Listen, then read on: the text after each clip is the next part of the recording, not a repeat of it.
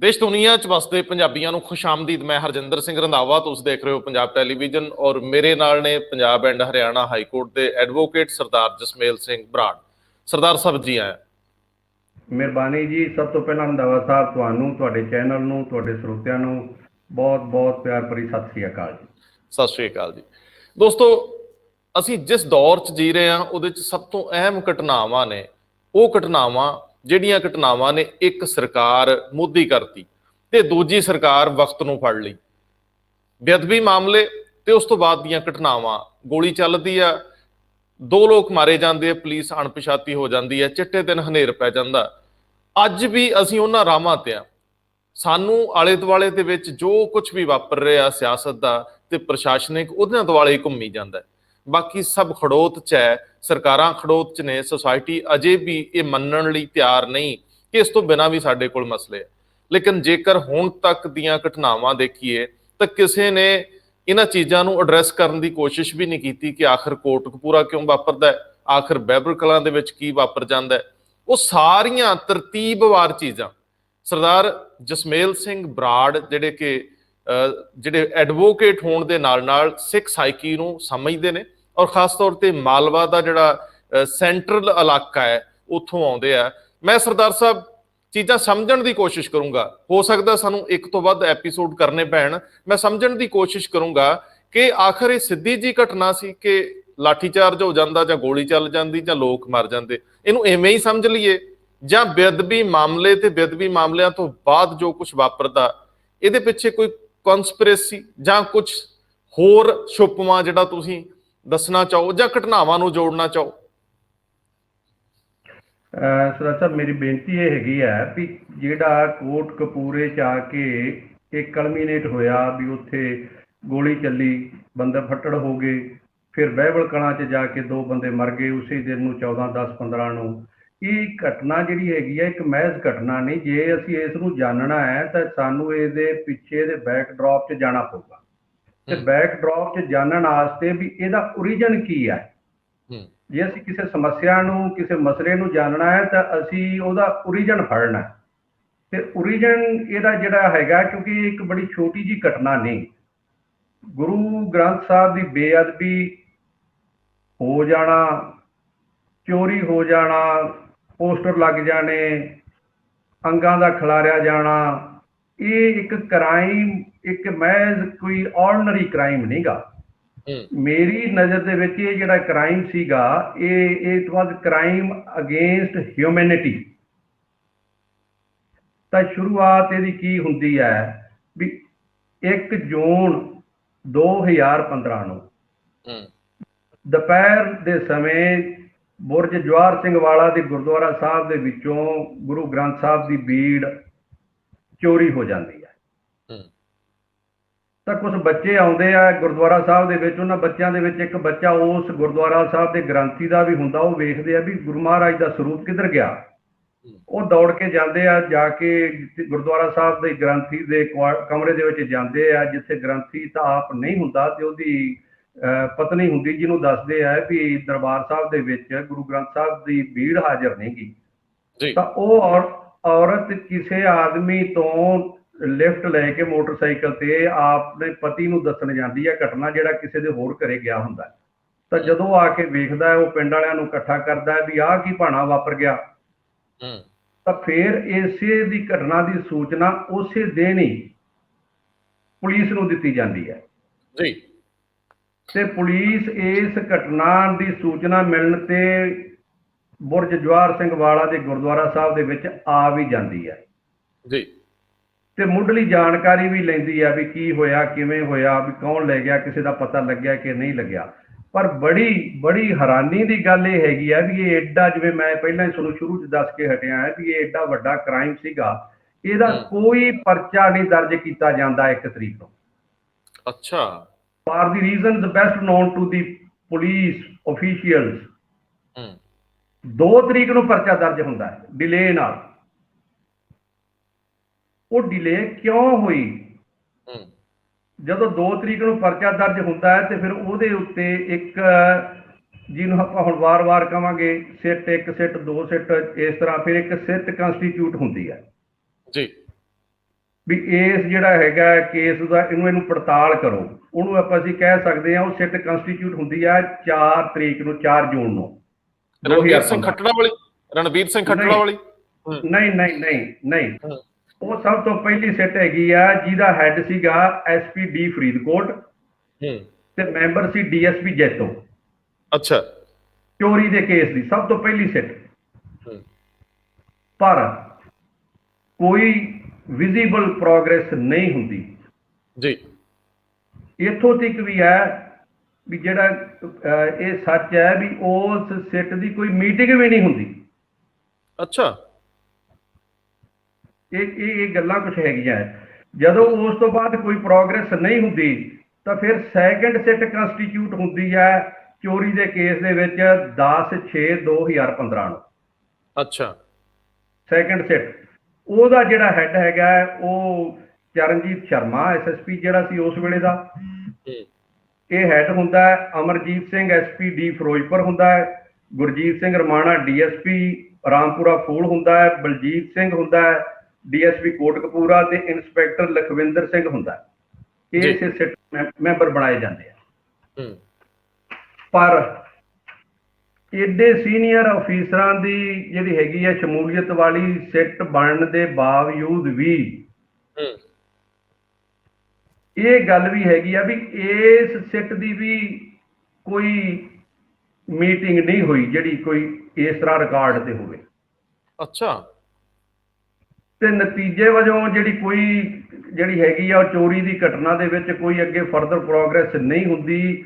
ਤਾਂ ਕੁਛ ਕੀ ਹੁੰਦਾ ਹੈ ਉਹਦੇ ਵਿੱਚ, ਇਹ ਠੀਕ ਹੈ ਵੀ ਛੱਪੜ ਖਾਲੀ ਕਰਾਇਆ ਜਾਂਦਾ ਹੈ, ਕਿਸੇ ਲੋਕਾਂ ਦੇ ਤੂੜੀ ਵਾਲੇ ਕਮਰੇ ਦੀ ਤਲਾਸ਼ੀ ਲਈ ਜਾਂਦੀ ਹੈ, ਪਰ ਜਿਹੜੀ ਸਾਰਥਿਕ ਇਨਵੈਸਟੀਗੇਸ਼ਨ ਸੀ ਸਾਇੰਟੀਫਿਕ ਲਾਈਨ ਤੇ ਉਹਦੇ ਵਿੱਚ ਕੀ ਹੈ ਵੀ 2 ਆਦਮੀਆਂ ਦੇ ਸਕੈਚ ਬਣਵਾਉਂਦੀ ਹੈ ਪੁਲਿਸ। ਅੱਛਾ, ਉਹ ਸਕੈਚ ਜਿਹੜੇ ਹੈਗੇ ਆ ਪਹਿਲਾਂ ਦੋ ਬੁਰਜ ਜਵਾਹਰ ਸਿੰਘ ਵਾਲਾ ਤੋਂ ਥੋੜੀ ਦੂਰ ਹੀ ਕੋਈ 2.5-3 ਕਿਲੋਮੀਟਰ ਤੇ ਪਿੰਡ ਹੈਗਾ ਸਾਹੋਕੇ ਮੋਗਾ ਜ਼ਿਲ੍ਹੇ 'ਚ। ਉੱਥੇ ਕੋਈ 2 ਬੰਦੇ ਜਾਂਦੇ ਆ ਦੁਪਹਿਰ ਦੇ ਸਮੇਂ 1 ਤਰੀਕ ਨੂੰ ਹੀ ਜੀ। ਤਾਂ ਉੱਥੇ ਉਸ ਸਮੇਂ ਗੁਰਦੁਆਰਾ ਸਾਹਿਬ ਦੇ ਵਿੱਚ ਗੁਰਦੁਆਰੇ ਦਾ ਗ੍ਰੰਥੀ ਹੁੰਦਾ ਹੈ ਤੇ ਬਾਹਰ ਕੋਈ ਜਿਹੜਾ ਕੋਈ ਡਿਪੂ ਹੋਲਡਰ ਹੁੰਦਾ, ਕੋਈ ਚੀਜ਼ਾਂ ਉੱਥੇ ਵੰਡ ਰਿਹਾ ਹੁੰਦਾ ਹੈ। ਉਹ ਆਦਮੀ ਇੱਕ ਥੰਮਲੇ ਦੇ ਉਹਨੇ ਬੈਠਦਾ ਹੈ। ਇਹ ਸਭ ਕੁਝ ਲਿਖਤ ਹੈ ਜਿਹੜਾ ਕੋਈ ਪੁਲਿਸ ਦੇ ਨੋਟਿਸ ਵੀ ਹੈ। ਉਹ ਉੱਥੇ ਆਦਮੀ ਇੱਕ ਥੰਮਲੇ ਦੇ ਉਹਲੇ ਬੈਠ ਜਾਂਦਾ ਹੈ, ਆਸਰਾ ਓਟ ਲੈ ਕੇ ਬੈਠ ਜਾਂਦਾ, ਦੂਜਾ ਮੱਥਾ ਵੀ ਟੇਕਦਾ ਹੈ। ਤਾਂ ਉੱਥੋਂ ਗੁਰਦੁਆਰਾ ਸਾਹਿਬ ਦੇ ਵਿੱਚੋਂ ਗ੍ਰੰਥੀ ਸਿੰਘ ਤੋਂ ਦੇਗ ਲੈ ਕੇ ਉਹ ਬੰਦੇ ਉੱਥੋਂ ਵਾਪਸ ਆ ਜਾਂਦੇ ਆ। ਤਾਂ ਥੋੜਾ ਚਿਰ ਬਾਅਦ ਹੀ ਜਿਹੜੀ ਹੈਗੀ ਹੈ ਘਟਨਾ ਬੁਰਜ ਜਵਾਹਰ ਸਿੰਘ ਵਾਲੇ ਹੋ ਜਾਂਦੀ ਹੈ, ਸਰੂਪ ਚੋਰੀ ਹੋਣ ਦੀ ਜੀ। ਤਾਂ ਕੁਛ ਨਰੇਗਾ ਦੀ ਜਿਹੜੇ ਸੀਗੇ ਉੱਥੇ ਜਿਹੜੇ ਕੋਈ ਲੇਬਰਰ ਸੀਗੇ ਉੱਥੇ ਕੰਮ ਕਰ ਰਹੇ ਸੀ, 2 ਔਰਤਾਂ ਹੁੰਦੀਆਂ ਉਹ ਵੀ ਪੁਲਿਸ ਨੂੰ ਦੱਸਦੀਆਂ ਉਹਨਾਂ ਬੰਦਿਆਂ ਦਾ ਹੁਲੀਆ ਜਿਹੜੇ ਉਹ ਕਹਿੰਦੇ ਵੀ ਅਸੀਂ ਇੱਧਰ ਨੂੰ ਜਾਂਦੇ ਵੇਖਿਆ ਮੋਟਰਸਾਈਕਲ ਤੇ। ਉਸ ਹੁਲੀਏ ਦੇ ਬਣਾ ਤੇ ਪੁਲਿਸ ਉਹਨਾਂ ਦੇ ਸਕੈਚ ਡਿਵੈਲਪ ਕਰਾਉਂਦੀ ਹੈ। ਤਾਂ ਉਹ ਇਹ ਕਿਹਾ ਜਾਂਦਾ ਹੈ ਵੀ ਉਹ ਸਕੈਚ ਜਿਹੜੇ ਆ ਕੋਈ 70% ਉਹਨਾਂ ਬੰਦਿਆਂ ਦੇ ਮੂੰਹ ਨਾਲ ਰਲਦੇ ਆ ਜਿਹੜੇ ਉਹਨਾਂ ਔਰਤਾਂ ਨੇ ਦੇਖੇ ਸੀ। ਅੱਛਾ, ਪਰ ਉਹ ਇੱਕ ਇਨਵੈਸਟੀਗੇਸ਼ਨ ਦੀ ਲਾਈਨ ਚੱਲ ਪਈ ਸੀ। ਉਹ ਸਕੈਚ ਤੋਂ ਬਾਅਦ ਅੱਗੇ ਵੀ ਕੋਈ ਕਾਰਵਾਈ ਨਹੀਂ ਵੱਧਦੀ, ਉੱਥੇ ਹੀ ਉਹ ਖਤਮ ਹੋ ਜਾਂਦੀ ਹੈ। ਜਿਨ੍ਹਾਂ ਦੇ ਗੁਰਦੁਆਰਾ ਸਾਹਿਬ ਦੇ ਬਾਹਰ ਕੋਈ ਘਰ ਹੈ, ਕੋਈ ਦੁਕਾਨਾਂ ਹੈ ਜਾਂ ਕੋਈ ਹੋਰ ਹੈ, ਉਹ ਬੰਦਿਆਂ ਦੇ ਬਾਰੇ ਕੋਈ ਬਹੁਤੀ ਪੁੱਛ ਪੜਤਾਲ ਦੀ ਗੱਲ ਨਹੀਂ ਬਣੀ ਜੀ। ਤਾਂ ਫਿਰ ਕੀ ਹੁੰਦਾ ਹੈ ਵੀ ਪੁਲਿਸ ਨੂੰ ਪੁਲਿਸ ਪਹਿਰਾ ਵੀ ਲਾ ਦਿੰਦੀ ਹੈ ਗੁਰਦੁਆਰਾ ਸਾਹਿਬ ਤੇ ਕੁਛ ਦਿਨ। ਤਾਂ ਕੁਛ ਦਿਨਾਂ ਬਾਅਦ ਉਹ ਪਹਿਰਾ ਵੀ ਜਿਹੜਾ ਪੁਲਿਸ ਦਾ ਹਟਾ ਲਿਆ ਜਾਂਦਾ ਹੈ ਤੇ ਐਜ਼ ਯੂਜੂਅਲ ਜਿਹੜਾ ਹੈਗਾ ਪੁਲਿਸ ਦਾ ਕੰਮ ਚੱਲਦਾ ਰਹਿੰਦਾ ਹੈ। ਇਹਨੂੰ ਕੋਈ ਬਹੁਤ ਹੀ ਸੀਰੀਅਸਲੀ ਏਡੇ ਵੱਡੇ ਜਿਹੜਾ ਹੈਗਾ ਜਿਨ੍ਹਾਂ ਦੇ ਵਿੱਚ ਲੱਖਾਂ ਕਰੋੜਾਂ ਹੀ ਲੋਕਾਂ ਦਾ ਜਿਹੜੀ ਆਸਥਾ ਹੈਗੀ ਹੈ, ਉਹਨੂੰ ਕੋਈ ਹੀਨੀਅਸ ਕ੍ਰਾਈਮ ਉਸ ਦਰਜੇ ਦਾ ਨਹੀਂ ਸਮਝਿਆ ਜਾਂਦਾ। ਤੇ ਕਿਉਂਕਿ ਉਸ ਦਰਜੇ ਦਾ ਜੇ ਸਮਝਿਆ ਜਾਂਦਾ ਤਾਂ ਉਸ ਦਰਜੇ ਦੀ ਪੜਤਾਲ ਹੋਣੀ ਸੀ, ਕੁਦਰਤੀ ਹੈ। ਉਹ ਜਿਹੜਾ ਹੈਗਾ ਐਜ਼ ਯੂਜੂਅਲ ਕਾਰੋਬਾਰ ਚੱਲ ਪੈਂਦਾ ਸਾਰਾ ਪੁਲਿਸ ਦਾ। ਤਾਂ ਪੁਲਿਸ ਕੀ ਸਮਝਦੀ ਹੈ ਵੀ ਉਹ ਇਸ ਘਟਨਾ ਨੂੰ ਮੇਰੇ ਖਿਆਲ ਦੇ ਮੁਤਾਬਕ ਇਹਨਾਂ FIR ਜਿਹੜੀ ਉਸ ਤੋਂ ਬਾਅਦ ਵੀ ਇਹ ਮਸਲਾ ਆਪੇ ਹੀ ਸੈਟਲ ਹੋ ਜਾਣਾ ਹੈ। ਹੂੰ ਤਾਂ ਜਿਹੜੇ ਕਲਪ੍ਰਿਟ ਹੈਗੇ ਆ, ਜਿਹੜੇ ਆਪਾਂ ਜਿਨ੍ਹਾਂ ਨੂੰ ਕੋਈ ਕਹਿ ਸਕਦੇ ਆ, ਜਿਨ੍ਹਾਂ ਜਿਹੜੇ ਦੋਸ਼ੀ ਹੈਗੇ ਆ, ਉਹਨਾਂ ਦਾ ਹੌਸਲਾ ਇੰਨਾ ਬੁਲੰਦ ਹੋ ਜਾਂਦਾ ਹੈ, ਹੂੰ ਤਾਂ ਫਿਰ ਉਹ 25/9/2015 ਨੂੰ ਹੂੰ ਲੋਕ ਵੇਖਦੇ ਆ ਵੀ ਪੋਸਟਰ ਲੱਗ ਗਏ ਆ ਬੁਰਜ ਜਵਾਹਰ ਸਿੰਘ ਵਾਲਾ ਦੇ ਗੁਰਦੁਆਰਾ ਸਾਹਿਬ ਦੇ ਨਾਲ ਕੋਈ ਸਮਾਧ ਹੈ ਉਹਦੇ ਗੇਟ ਦੇ ਕੋਲੇ ਜੀ ਤੇ ਬਰਗਾੜੀ ਗੁਰਦੁਆਰਾ ਸਾਹਿਬ ਦੇ ਨੋਟਿਸ ਬੋਰਡ ਤੇ। ਜੀ ਅੱਛਾ। ਬਰਗਾੜੀ ਗੁਰਦੁਆਰਾ ਸਾਹਿਬ ਹੈ ਜਿਹੜਾ, ਉਹ ਇਤਿਹਾਸਿਕ ਗੁਰਦੁਆਰਾ ਹੈ। ਨੋਟਿਸ ਬੋਰਡ ਤੱਕ ਪਹੁੰਚ ਗਏ ਅਗਲੇ?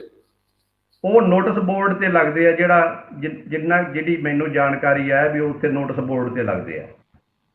ਤਾਂ ਬਰਗਾੜੀ ਦੀ ਜਿਹੜੀ ਨੋਟਿਸ ਬੋਰਡ ਤੇ ਜਦੋਂ ਲੱਗਦੇ ਆ ਤਾਂ ਉੱਥੋਂ ਦਾ ਜਿਹੜਾ ਸੇਵਾਦਾਰ ਹੈ ਉਸ ਮੈਨੇਜਰ ਕੋਲ ਜਾਂਦਾ ਹੈ, ਮੈਨੇਜਰ ਦੇ ਘਰੇ ਜਾਂਦਾ ਹੈ ਵੀ ਜੀ ਮੈਂ ਉੱਠਿਆ ਸਵੇਰੇ, ਮੈਂ ਵੇਖਿਆ ਵੀ ਗੁਰਦੁਆਰਾ ਸਾਹਿਬ ਦੇ ਅੱਗੇ ਤੇ ਗੁਰਦੁਆਰਾ ਸਾਹਿਬ ਦੇ ਨਾਲ ਜਿਹੜੀ ਸੜਕ ਹੈ ਉਸ ਤੇ ਮਹਾਰਾਜ ਦੇ ਉਹਦੇ ਤੇ ਵੀ ਪੋਸਟਰ ਲੱਗ ਗਏ ਆ। ਤਾਂ ਉਹ ਮੈਨੇਜਰ ਜਿਹੜਾ ਹੈਗਾ ਹੈ, ਲੋਕਲ ਜਿਹੜਾ SGPC ਦਾ ਮੈਂਬਰ ਹੈ, ਉਹਨੂੰ ਇਤਲਾਹ ਦਿੰਦਾ ਹੈ। SGPC ਦਾ ਮੈਂਬਰ ਮੌਕੇ ਤੇ ਆ ਜਾਂਦਾ ਹੈ। ਪੋਸਟਰ ਜਿਹੜੇ ਹੈਗੇ ਆ ਲੱਗੇ ਵੇਖੇ ਹੁੰਦੇ ਆ, ਉਹਨਾਂ ਦੀ ਸ਼ਬਦਾਵਲੀ ਬੜੀ ਭੱਦੀ ਹੈ ਤੇ ਉਹ ਉਸੇ ਹੀ ਤਰ੍ਹਾਂ ਦੇ ਪੋਸਟਰ ਜਿਹੜੇ ਹੈਗੇ ਆ ਉੱਥੇ ਬੁਰਜ ਜਵਾਹਰ ਸਿੰਘ ਵਾਲਾ 'ਚ ਲੱਗੇ ਆ ਸਮਾਧ ਦੇ ਕੋਲੇ ਤੇ। ਤਾਂ ਪੁਲਿਸ ਨੂੰ ਬੁਰਜ ਜਵਾਹਰ ਸਿੰਘ ਵਾਲਾ ਵਾਲੇ ਉਸੇ ਹੀ ਤਰੀਕ ਨੂੰ ਫੇਰ ਦੱਸਦੇ ਆ ਜੀ ਸਾਡੇ ਪਿੰਡ ਪੋਸਟਰ ਲੱਗ ਗਏ ਆ।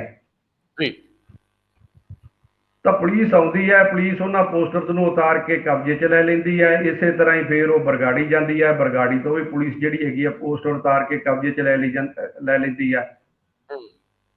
ਤੇ ਫਿਰ ਉਹਨਾਂ ਦੇ ਵਿੱਚ ਲਿਖਿਆ ਹੁੰਦਾ ਹੈ ਵੀ ਗੁਰੂ ਗ੍ਰੰਥ ਸਾਹਿਬ ਦਾ ਸਰੂਪ ਪਿੰਡ 'ਚ ਹੀ ਹੈਗਾ ਹੈ। ਪੁਲਿਸ ਨੂੰ ਚੈਲੰਜ ਵੀ ਕੀਤਾ ਹੁੰਦਾ ਹੈ, ਉਹਦੇ 'ਚ ਮੋਟਿਵ ਵੀ ਲਿਖਿਆ ਹੁੰਦਾ ਹੈ ਵੀ ਇਹ ਕਿਉਂ ਲਾਏ ਹੈ ਤੇ ਇਹਦਾ ਕੀ ਕੀਤਾ ਜਾਊਗਾ, ਤੇ ਜੇ ਤੁਹਾਡੇ ਕੋਲੇ ਕੋਈ ਇਹੋ ਜਿਹੀ ਕਾਰਵਾਈ ਹੈਗੀ ਹੈ ਤੁਸੀਂ ਕਰ ਲਓ, ਤੁਸੀਂ ਬਰਾਮਦ ਕਰ ਲਓ ਜੀ। ਤਾਂ despite that as per my opinion ਕੋਈ ਉਹਨੂੰ ਬਹੁਤਾ ਸੀਰੀਅਸਲੀ ਨਹੀਂ ਲਿਆ ਜਾਂਦਾ ਜੀ। ਰੂਟੀਨ ਕਾਰਵਾਈ ਹੈ। ਉਹਦੇ ਵਿੱਚ ਕੀ ਕੀਤਾ ਜਾਂਦਾ ਹੈ ਵੀ ਉਹ ਜਿਹੜੇ ਹੈਗੇ ਆ, ਜਿੰਨਾ ਮੈਨੂੰ ਪਤਾ ਲੱਗਿਆ ਹੈ ਵੀ ਉਹ ਬੜੇ ਬੋਲਡ ਅੱਖਰਾਂ ਦੇ ਵਿੱਚ ਉਹ ਸਕੈਚ ਪੈਨ ਨਾਲ ਲਿਖੇ ਸੀਗੇ ਤੇ ਪੁਲਿਸ ਲੋਕਾਂ ਦੇ ਹੈਂਡ ਰਾਈਟਿੰਗ ਲੈਂਦੀ ਹੈ ਵੀ ਇਹਨਾਂ ਨਾਲ ਕੰਪੇਅਰ ਕਰਾਇਆ ਜਾਵੇ। ਹਾਂ, ਕਿਸੇ ਦੀ ਲਿਖਾਈ ਮਿਲ ਜੇ, ਕਿਸੇ ਦੀ ਲਿਖਾਈ ਮਿਲ ਜੇ। ਪਰ ਉਹ ਗੱਲ, ਕਿਉਂਕਿ ਇੱਕ ਉਹ ਬੋਲਡ 'ਚ ਲਿਖਿਆ, ਵੱਡੇ ਅੱਖਰਾਂ 'ਚ ਲਿਖਿਆ, ਇੱਕ ਲਿਖਾਈ ਹੋਰ ਤਰੀਕੇ ਦੀ ਹੈਗੀ ਹੈ। ਚਲੋ ਉਹ ਤਾਂ ਸਾਇੰਟੀਫਿਕ ਇੱਕ ਇਨਵੈਸਟੀਗੇਸ਼ਨ ਹੈਗੀ ਹੈ। ਤਾਂ ਸਾਇੰਟੀਫਿਕ ਜਿਹੜੀ ਇਨਵੈਸਟੀਗੇਸ਼ਨ, ਉਹ ਵੀ ਇਨਵੈਸਟੀਗੇਸ਼ਨ ਜਿਹੜੀ ਹੈਗੀ ਹੈ ਐਕਸਪਰਟ ਦੀ, ਉਹ ਵੀ ਇੱਕ ਓਪੀਨੀਅਨ ਐਵੀਡੈਂਸ ਹੈ। ਉਹ ਵੀ ਕੋਈ ਉਹ ਸਬਸਟੈਂਟਿਵ ਐਵੀਡੈਂਸ ਨਹੀਂ ਗੀ, ਪਰ ਉਸ ਤੋਂ ਅੱਗੇ ਕਲੂ ਚੱਲ ਪੈਂਦਾ ਹੈ ਤਾਂ ਅੱਗੇ ਪੜਤਾਲ ਹੁੰਦੀ ਹੈ। ਪਰ ਉਹ ਗੱਲ ਵੀ ਫਿਰ ਉੱਥੇ ਹੀ ਰਹਿ ਗਈ, ਗਾਂ ਨਹੀਂ ਤੁਰ ਸਕੀ ਜਿਹੜੀ ਦੂਜੀ SIT ਦੀ ਕਾਰਵਾਈ ਸੀਗੀ।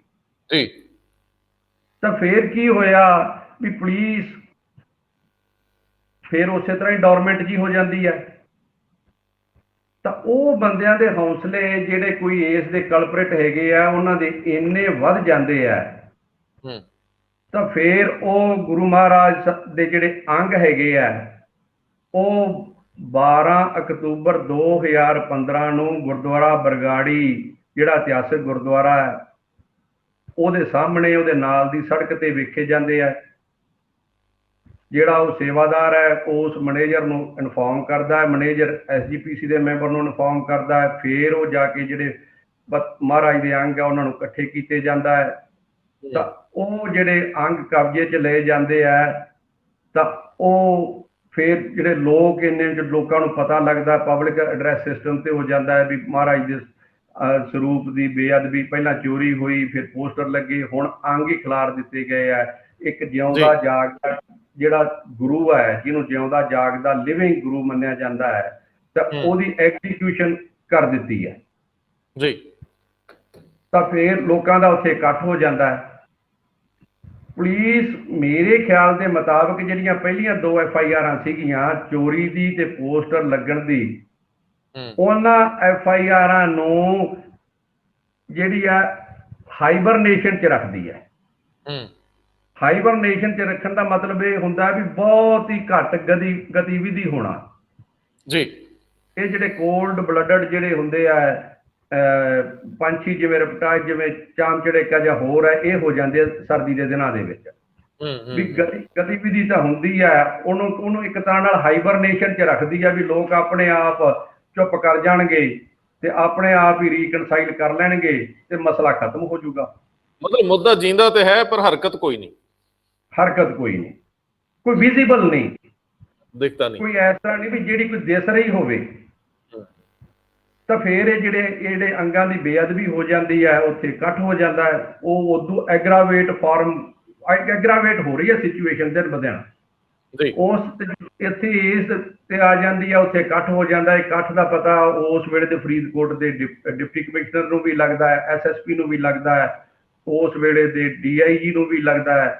ਤਾਂ ਉਹ ਮੌਕੇ ਤੇ ਜਦੋਂ ਗੁਰਦੁਆਰਾ ਸਾਹਿਬ ਦੇ ਵਿੱਚ ਇਕੱਠ ਹੈ, ਮੌਕੇ ਤੇ DC ਸਾਹਿਬ, SSP ਸਾਹਿਬ, DIG ਸਾਹਿਬ ਵੀ ਹੁੰਦੇ ਆ ਤੇ ਕਾਫੀ ਪੁਲਿਸ ਫੋਰਸ ਜਿਹੜੀ ਹੁੰਦੀ ਹੈ ਉਹ ਪੁਲਿਸ ਪੋਸਟ ਬਰਗਾੜੀ 'ਚ ਹੁੰਦੀ ਹੈ ਇਕੱਠੀ ਜੀ।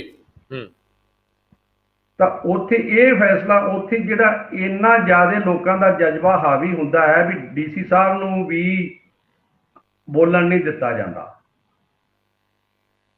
ਕਿਉਂਕਿ ਲੋਕ ਕਹਿ ਰਹੇ ਆ ਵੀ ਪੁਲਿਸ ਕੋਈ ਕਾਰਵਾਈ ਨਹੀਂ ਕਰ ਰਹੀ ਜੀ। ਤਾਂ ਉੱਥੇ ਫੈਸਲਾ ਹੋ ਜਾਂਦਾ 12 ਤਰੀਕ ਨੂੰ ਵੀ ਚਲੋ, ਜਦੋਂ ਕੋਈ ਸਾਰਥਿਕ ਕਾਰਵਾਈ ਨਹੀਂ ਹੋ ਰਹੀ, ਕੋਈ ਇਹਦਾ ਕੁਝ ਹੋਇਆ ਹੀ ਨਹੀਂਗਾ, ਕੋਈ ਦੋਸ਼ੀ ਫੜਨੇ ਤਾਂ ਕੀ, ਤੇ ਕੋਈ ਇਹ ਹੀ ਨਹੀਂ ਲੱਗਦਾ ਵੀ ਕੋਈ ਕਾਰਵਾਈ ਹੋਈ ਵੀ ਹੈ ਕਿ ਨਹੀਂ ਹੋਈ, ਤੇ ਚਲੋ ਜਾ ਕੇ ਕੋਟਕਪੂਰੇ ਚੌਂਕ ਦੇ ਵਿੱਚ ਧਰਨਾ ਲਾਉਣੇ। ਅੱਛਾ। ਜਦੋਂ ਧਰਨਾ ਲਾਉਣ ਦਾ ਫੈਸਲਾ ਹੋ ਜਾਂਦਾ ਹੈ ਤਾਂ ਲੋਕ ਉੱਥੋਂ ਚੱਲ ਪੈਂਦੇ ਆ ਜੀ। ਇਹ ਲੋਕਾਂ ਦਾ ਚਾਲਾ ਜਿਹੜਾ ਹੈਗਾ, ਉਸ ਸਮੇਂ DC ਸਾਹਿਬ ਦੇ ਵੀ ਨੋਟਿਸ 'ਚ ਹੈਗਾ, ਉੱਥੇ SSP ਸਾਹਿਬ ਦੇ ਵੀ ਨੋਟਿਸ 'ਚ ਹੈਗਾ, ਹੋਰ ਪੁਲਿਸ ਦੇ ਜਿਹੜੇ ਉੱਚ ਅਧਿਕਾਰੀ ਉਹਨਾਂ ਦੇ ਨੋਟਿਸ 'ਚ ਵੀ ਹੈਗਾ, ਪਰ ਉਸ ਲੋਕਾਂ ਦੇ ਇਕੱਠ ਨੂੰ ਕੋਟਕਪੂਰੇ ਜਾਣ ਤੋਂ ਰੋਕਿਆ ਨਹੀਂ ਜਾਂਦਾ ਜੀ। ਤਾਂ ਲੋਕ ਜਾ ਕੇ ਕੋਟਕਪੂਰੇ ਚੌਂਕ ਦੇ ਵਿੱਚ, ਜਿਹੜਾ ਉਹਨੂੰ ਪੱਤੀਆਂ ਵਾਲਾ ਚੌਂਕ ਕਹਿੰਦੇ ਆ, ਜਿੱਥੋਂ ਇੱਕ ਸੜਕ ਸ੍ਰੀ ਮੁਕਤਸਰ ਸਾਹਿਬ ਨੂੰ ਜਾਂਦੀ ਹੈ, ਇੱਕ ਫਰੀਦਕੋਟ ਨੂੰ ਜਾਂਦੀ ਹੈ, ਇੱਕ ਮੋਗੇ ਨੂੰ ਜਾਂਦੀ ਹੈ, ਇੱਕ ਜੈਤੋ ਨੂੰ ਜਾਂਦੀ ਹੈ, ਉਸ ਚੌਂਕ ਦੇ ਵਿੱਚ ਬੈਠ ਜਾਂਦੇ ਆ ਤੇ ਬੈਠ ਕੇ ਜਿਹੜੇ ਮਹਾਰਾਜ ਦੇ ਸਰੂਪ ਸੀਗੇ, ਜਿਹੜੇ ਅੰਗ ਜ਼ਖਮੀ ਹੋਏ ਸੀਗੇ, ਉਹਨਾਂ ਨੂੰ ਉੱਥੇ ਪਾਲਕੀ 'ਚ ਸੁਸ਼ੋਭਿਤ ਕਰਕੇ ਲਿਜਾਇਆ ਜਾਂਦਾ ਹੈ।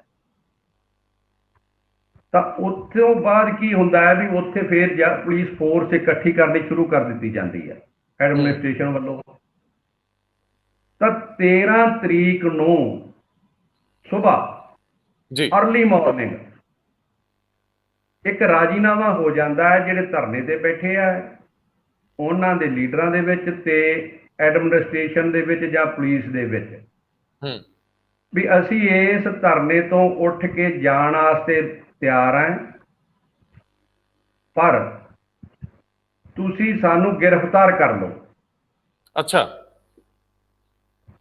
ਤੇ ਅਸੀਂ ਇੱਥੋਂ ਜਾਣ ਵਾਸਤੇ ਤਿਆਰ ਹਾਂ, ਇੱਕ ਸਾਨੂੰ ਵਿਸ਼ਵਾਸ ਦਵਾ ਦਿਓ ਵੀ ਜਿਹੜੀ ਤਬਦੀਸ਼ ਹੈ ਚੋਰੀ ਦੇ ਕੇਸ ਦੀ, ਪੋਸਟਰ ਦੇ ਕੇਸ ਦੀ ਤੇ ਬੇਅਦਬੀ ਵਾਲੇ ਇਸ ਮਾਮਲੇ ਦੀ, ਉਹ ਸਹੀ ਤਰੀਕੇ ਤੇ ਇਮਾਨਦਾਰੀ ਨਾਲ ਬਹੁਤ ਛੇਤੀ ਕੀਤੀ ਜਾਵੇਗੀ। ਤਾਂ ਉਹ ਪੁਲਿਸ ਕਹਿੰਦੀ ਹੈ ਵੀ ਠੀਕ ਹੈ, ਅਸੀਂ ਤੁਹਾਨੂੰ ਗ੍ਰਿਫਤਾਰ ਕਰ ਲੈਂਦੇ ਹਾਂ ਤੇ ਤੁਸੀਂ ਇਹ ਜਗ੍ਹਾ ਖਾਲੀ ਕਰ ਦਿਓ। ਕਹਿੰਦੇ ਠੀਕ ਹੈ, ਤੇ ਪੁਲਿਸ ਬੱਸਾਂ ਮੰਗਵਾਈਆਂ ਜਾਂਦੀਆਂ DC ਸਾਹਿਬ ਤੋਂ, ਉਹਨਾਂ ਬੱਸਾਂ ਦੇ ਵਿੱਚ ਚੜਾ ਕੇ ਉਹਨਾਂ ਧਰਨਾਕਾਰੀਆਂ ਨੂੰ ਲੈ ਜਾਂਦੀ ਹੈ, ਇਹ ਕਹਿ ਕੇ ਵੀ ਅਸੀਂ ਤੁਹਾਨੂੰ ਗ੍ਰਿਫਤਾਰ ਕਰ ਲਿਆ ਤੇ ਤੁਹਾਡੀ ਅਸੀਂ ਗੱਲ ਮੰਨ ਲਈ ਆ, ਤੇ ਜਿਹੜੀ ਹੁਣ ਚਲੋ ਉਹ ਜਾਂਦੇ ਆ। ਤੇ ਪਰ ਪੁਲਿਸ ਕੀ ਕਰਦੀ ਹੈ ਵੀ ਉਹਨਾਂ ਨੂੰ ਗ੍ਰਿਫਤਾਰ ਕਰਨ ਦੀ ਬਜਾਏ ਕੀ ਵੀ ਬਾਹਰ ਲਿਜਾ ਕੇ ਦੂਰ ਦਰਾਡੇ ਥਾਵਾਂ ਤੇ ਛੱਡ ਦਿੰਦੀ ਹੈ। ਅੱਛਾ। ਉਹ ਸਮਝਦੇ ਆ ਲੋਕ ਵੀ ਸਾਡੇ ਨਾਲ ਤਾਂ ਇਹ ਵਾਅਦਾ ਕੀਤਾ ਸੀ, ਰਾਜੀਨਾਮਾ ਹੋਇਆ ਸੀ ਵੀ ਅਸੀਂ ਤੁਹਾਨੂੰ ਗ੍ਰਿਫਤਾਰ ਕਰ ਲਿਆ ਹੈ ਤੇ ਅਸੀਂ ਜਿਹੜੀ ਤਬਦੀਸ਼ ਆ ਉਹ ਬੜੇ ਸਾਰਥਿਕ ਤਰੀਕੇ ਨਾਲ ਤੇ ਬਹੁਤ ਛੇਤੀ ਕਰਾਂਗੇ, ਤੇ ਸਾਡੇ ਨਾਲ ਇਹ ਕੀ ਹੋਇਆ ਵੀ ਸਾਨੂੰ ਕਿਉਂ ਛੱਡਤਾ। ਵੀ ਜੇ ਸਾਨੂੰ ਗ੍ਰਿਫਤਾਰ ਕਰਦੇ ਆ ਤਾਂ ਪੁਲਿਸ ਦੇ ਉੱਤੇ ਸ਼ਾਇਦ ਉਹਨਾਂ ਦਾ ਇਹ ਸੋਚਣਾ ਹੋਵੇ ਧਰਨਾਕਾਰੀਆਂ ਦੇ ਵੀ ਪੁਲਿਸ ਤੇ ਹਾਂ ਦਬਾਅ ਬਣਿਆ ਰਹੂਗਾ। ਤਾਂ ਉਹ ਵਾਪਸ 13 ਤਰੀਕ ਨੂੰ ਦੁਪਹਿਰ ਤੱਕ ਵਾਪਸ ਫੇਰ ਕੋਟਕਪੂਰਾ ਚੌਂਕ ਪਹੁੰਚ ਜਾਂਦੇ ਆ ਲੋਕ ਜਿਹੜੇ ਅੱਡੋ ਅੱਡੀ ਛੱਡੇ ਹੁੰਦੇ ਆ ਜੀ, ਉਹ ਫੇਰ ਆ ਕੇ ਬੈਠ ਜਾਂਦੇ ਆ। ਫੇਰ ਆ ਕੇ ਬੈਠਦੇ ਆ ਤਾਂ ਫੇਰ ਪੁਲਿਸ ਫੋਰਸ ਫੇਰ IRB ਤੇ ਜਿਹੜੀ ਹੋਰ ਪੁਲਿਸ ਰਿਜ਼ਰਵ ਬਟਾਲੀਅਨ ਹੈ ਜਾਂ ਹੋਰ PAP ਹੈ ਜਾਂ ਉਹਨਾਂ ਨੂੰ ਹੋਰ ਜ਼ਿਆਦਾ ਤਾਦਾਦ ਦੇ ਵਿੱਚ ਉੱਥੇ ਬੁਲਾ ਲਿਆ ਜਾਂਦਾ ਕੋਟਕਪੂਰਾ ਚੌਂਕ ਜੀ। ਤਾਂ ਫੇਰ 14 ਤਰੀਕ ਦੀ ਰਾਤ ਨੂੰ ਬਹੁਤ ਸੁਬਾਹ ਸਵੇਰੇ ਅਰਲੀ ਮਾਰਨਿੰਗ ਫੇਰ ਰਾਜੀਨਾਮਾ ਹੁੰਦਾ। ਅੱਛਾ। ਤਾਂ ਉਸ ਰਾਜੀਨਾਮੇ ਦੇ ਵਿੱਚ ਜਿਹੜੇ ਪੁਲਿਸ ਅਧਿਕਾਰੀ ਹੈ ਜਾਂ ਜਿਹੜੇ ਕੋਈ ਜ਼ਿਲ੍ਹਾ ਅਧਿਕਾਰੀ ਹੈ ਪ੍ਰਸ਼ਾਸਨ ਹੈ ਉਹਨਾਂ ਨੂੰ ਕਹਿੰਦਾ ਹੈ ਵੀ ਠੀਕ ਆ ਅੱਜ ਅਸੀਂ ਤੁਹਾਡੀ ਗ੍ਰਿਫਤਾਰੀ ਪਾ ਲੈਂਦੇ ਆ ਕੋਰਟ ਉਹ ਕਹਿੰਦੇ ਵੀ ਅਸੀਂ ਕੋਰਟ ਅਰੈਸਟ ਜਿਹੜੀ ਹੈਗੀ ਆ ਦੇਣੀ ਹੈ ਤੁਸੀਂ ਸਾਡੀ ਗ੍ਰਿਫਤਾਰੀ ਪਾ ਲਓ ਤੁਸੀਂ ਕੱਲ ਵਾਲੀ ਗੱਲ ਤੇ ਕਾਇਮ ਹੋ ਜਾਓ ਵੀ ਅਸੀਂ ਇਹਦੀ ਜਿਹੜੀ ਤਫਦੀਸ਼ ਆ ਬੜੀ ਸਾਰਥਕ ਤੇ ਬੜੇ ਤੇਜ਼ ਤਰੀਕੇ ਨਾਲ ਤੇ ਸਹੀ ਦੋਸ਼ੀ ਫੜਾਂਗੇ। ਉਹ ਰਾਜੀਨਾਮੇ ਦੇ ਤਹਿਤ ਫੇਰ ਜਿਹੜਾ ਹੈਗਾ ਪੁਲਿਸ ਉੱਥੋਂ ਲੋਕਾਂ ਨੂੰ ਕਹਿੰਦੇ ਆ ਵੀ ਅਸੀਂ ਤੁਹਾਨੂੰ ਗ੍ਰਿਫਤਾਰ ਕਰ ਲਿਆ ਤੇ ਲਿਜਾਣਾ ਸ਼ੁਰੂ ਕਰ ਦਿੰਦੀ ਆ। ਉਹਦੇ ਵਿੱਚ ਪਹਿਲਾਂ ਬੱਚੇ ਲਿਜਾਏ ਜਾਂਦੇ ਆ, ਔਰਤਾਂ ਲਿਜਾਈਆਂ ਜਾਂਦੀਆਂ, ਹੋਰ ਲੋਕਾਂ ਨੂੰ ਲਿਜਾਇਆ ਜਾਂਦਾ। ਹਜੇ ਉਦੋਂ ਬਹੁਤ ਘੁਟਾਲਾ ਵੀ ਨਹੀਂ ਹੁੰਦਾ ਜੀ। ਤਾਂ ਫੇਰ ਜਦੋਂ ਜਾਂਦੇ ਆ ਤੇ ਇਨ ਦੀ ਮੇਨ ਟਾਈਮ ਜਿਹੜੇ ਲੀਡਰ ਉਸ ਧਰਨੇ ਦੇ ਹੁੰਦੇ ਆ ਉਹਨਾਂ ਨੂੰ ਇਹ ਹੁੰਦਾ ਵੀ ਅਸੀਂ ਗ੍ਰਿਫਤਾਰੀ ਬਾਅਦ ਚ ਦੇਈਏ। ਤਾਂ ਉਹ ਲੋਕ ਜਦੋਂ ਉਹਨਾਂ ਨੂੰ ਲਿਜਾਇਆ ਜਾਂਦਾ ਉਹਨਾਂ ਨੂੰ ਫੇਰ ਉਸੇ ਤਰ੍ਹਾਂ ਲਿਜਾ ਕੇ ਫੇਰ ਬਾਹਰ ਛੱਡ ਦਿੱਤਾ ਜਾਂਦਾ। ਤਾਂ ਫੇਰ ਉਦੋਂ ਤੱਕ ਫੇਰ ਸੁਨੇਹਾ ਉੱਥੇ ਪਹੁੰਚ ਜਾਂਦਾ ਧਰਨੇ ਵਾਲੀ ਜਗ੍ਹਾ ਤੇ ਜੀ ਵੀ ਪੁਲਿਸ ਨੇ ਤਾਂ ਕੱਲ ਵਾਲੀ ਗੱਲ ਹੀ ਕੀਤੀ ਫੇਰ ਵੀ ਗ੍ਰਿਫਤਾਰ ਨਹੀਂ ਕੀਤਾ ਤੇ ਉਸੇ ਤਰ੍ਹਾਂ ਛੱਡਤਾ। ਤੇ ਫੇਰ ਜਿਹੜੇ ਧਰਨਾਕਾਰੀਆਂ ਦੇ ਵਿੱਚ ਕੋਈ ਅੱਗੇ ਉਹਨਾਂ ਨੂੰ ਲੀਡ ਕਰ ਰਹੇ ਆ ਉਹ ਪੁੱਛਦੇ ਆ ਵੀ ਇਹ ਤੁਸੀਂ ਕੀ ਕੀਤਾ, ਤੁਸੀਂ ਸਾਨੂੰ ਗ੍ਰਿਫਤਾਰ ਕਰੋ ਅਸੀਂ ਗ੍ਰਿਫਤਾਰੀ ਦਿੰਨੇ ਆ। ਜੇ ਸਾਡਾ ਧਰਨਾ ਨਜਾਇਜ਼ ਹੈ ਗਲਤ ਹੈ ਤੁਹਾਡੇ ਮੁਤਾਬਕ ਗਲਤ ਹੈ ਪਰ ਅਸੀਂ ਆਪਦਾ ਅਕੀਦੇ ਦੀ ਆਪਦੀ ਅਜ਼ਮਤ ਦੀ ਰਾਖੀ ਵਾਸਤੇ ਕਰਦੇ ਆ, ਸਾਡਾ ਰੋਸ ਹੈ।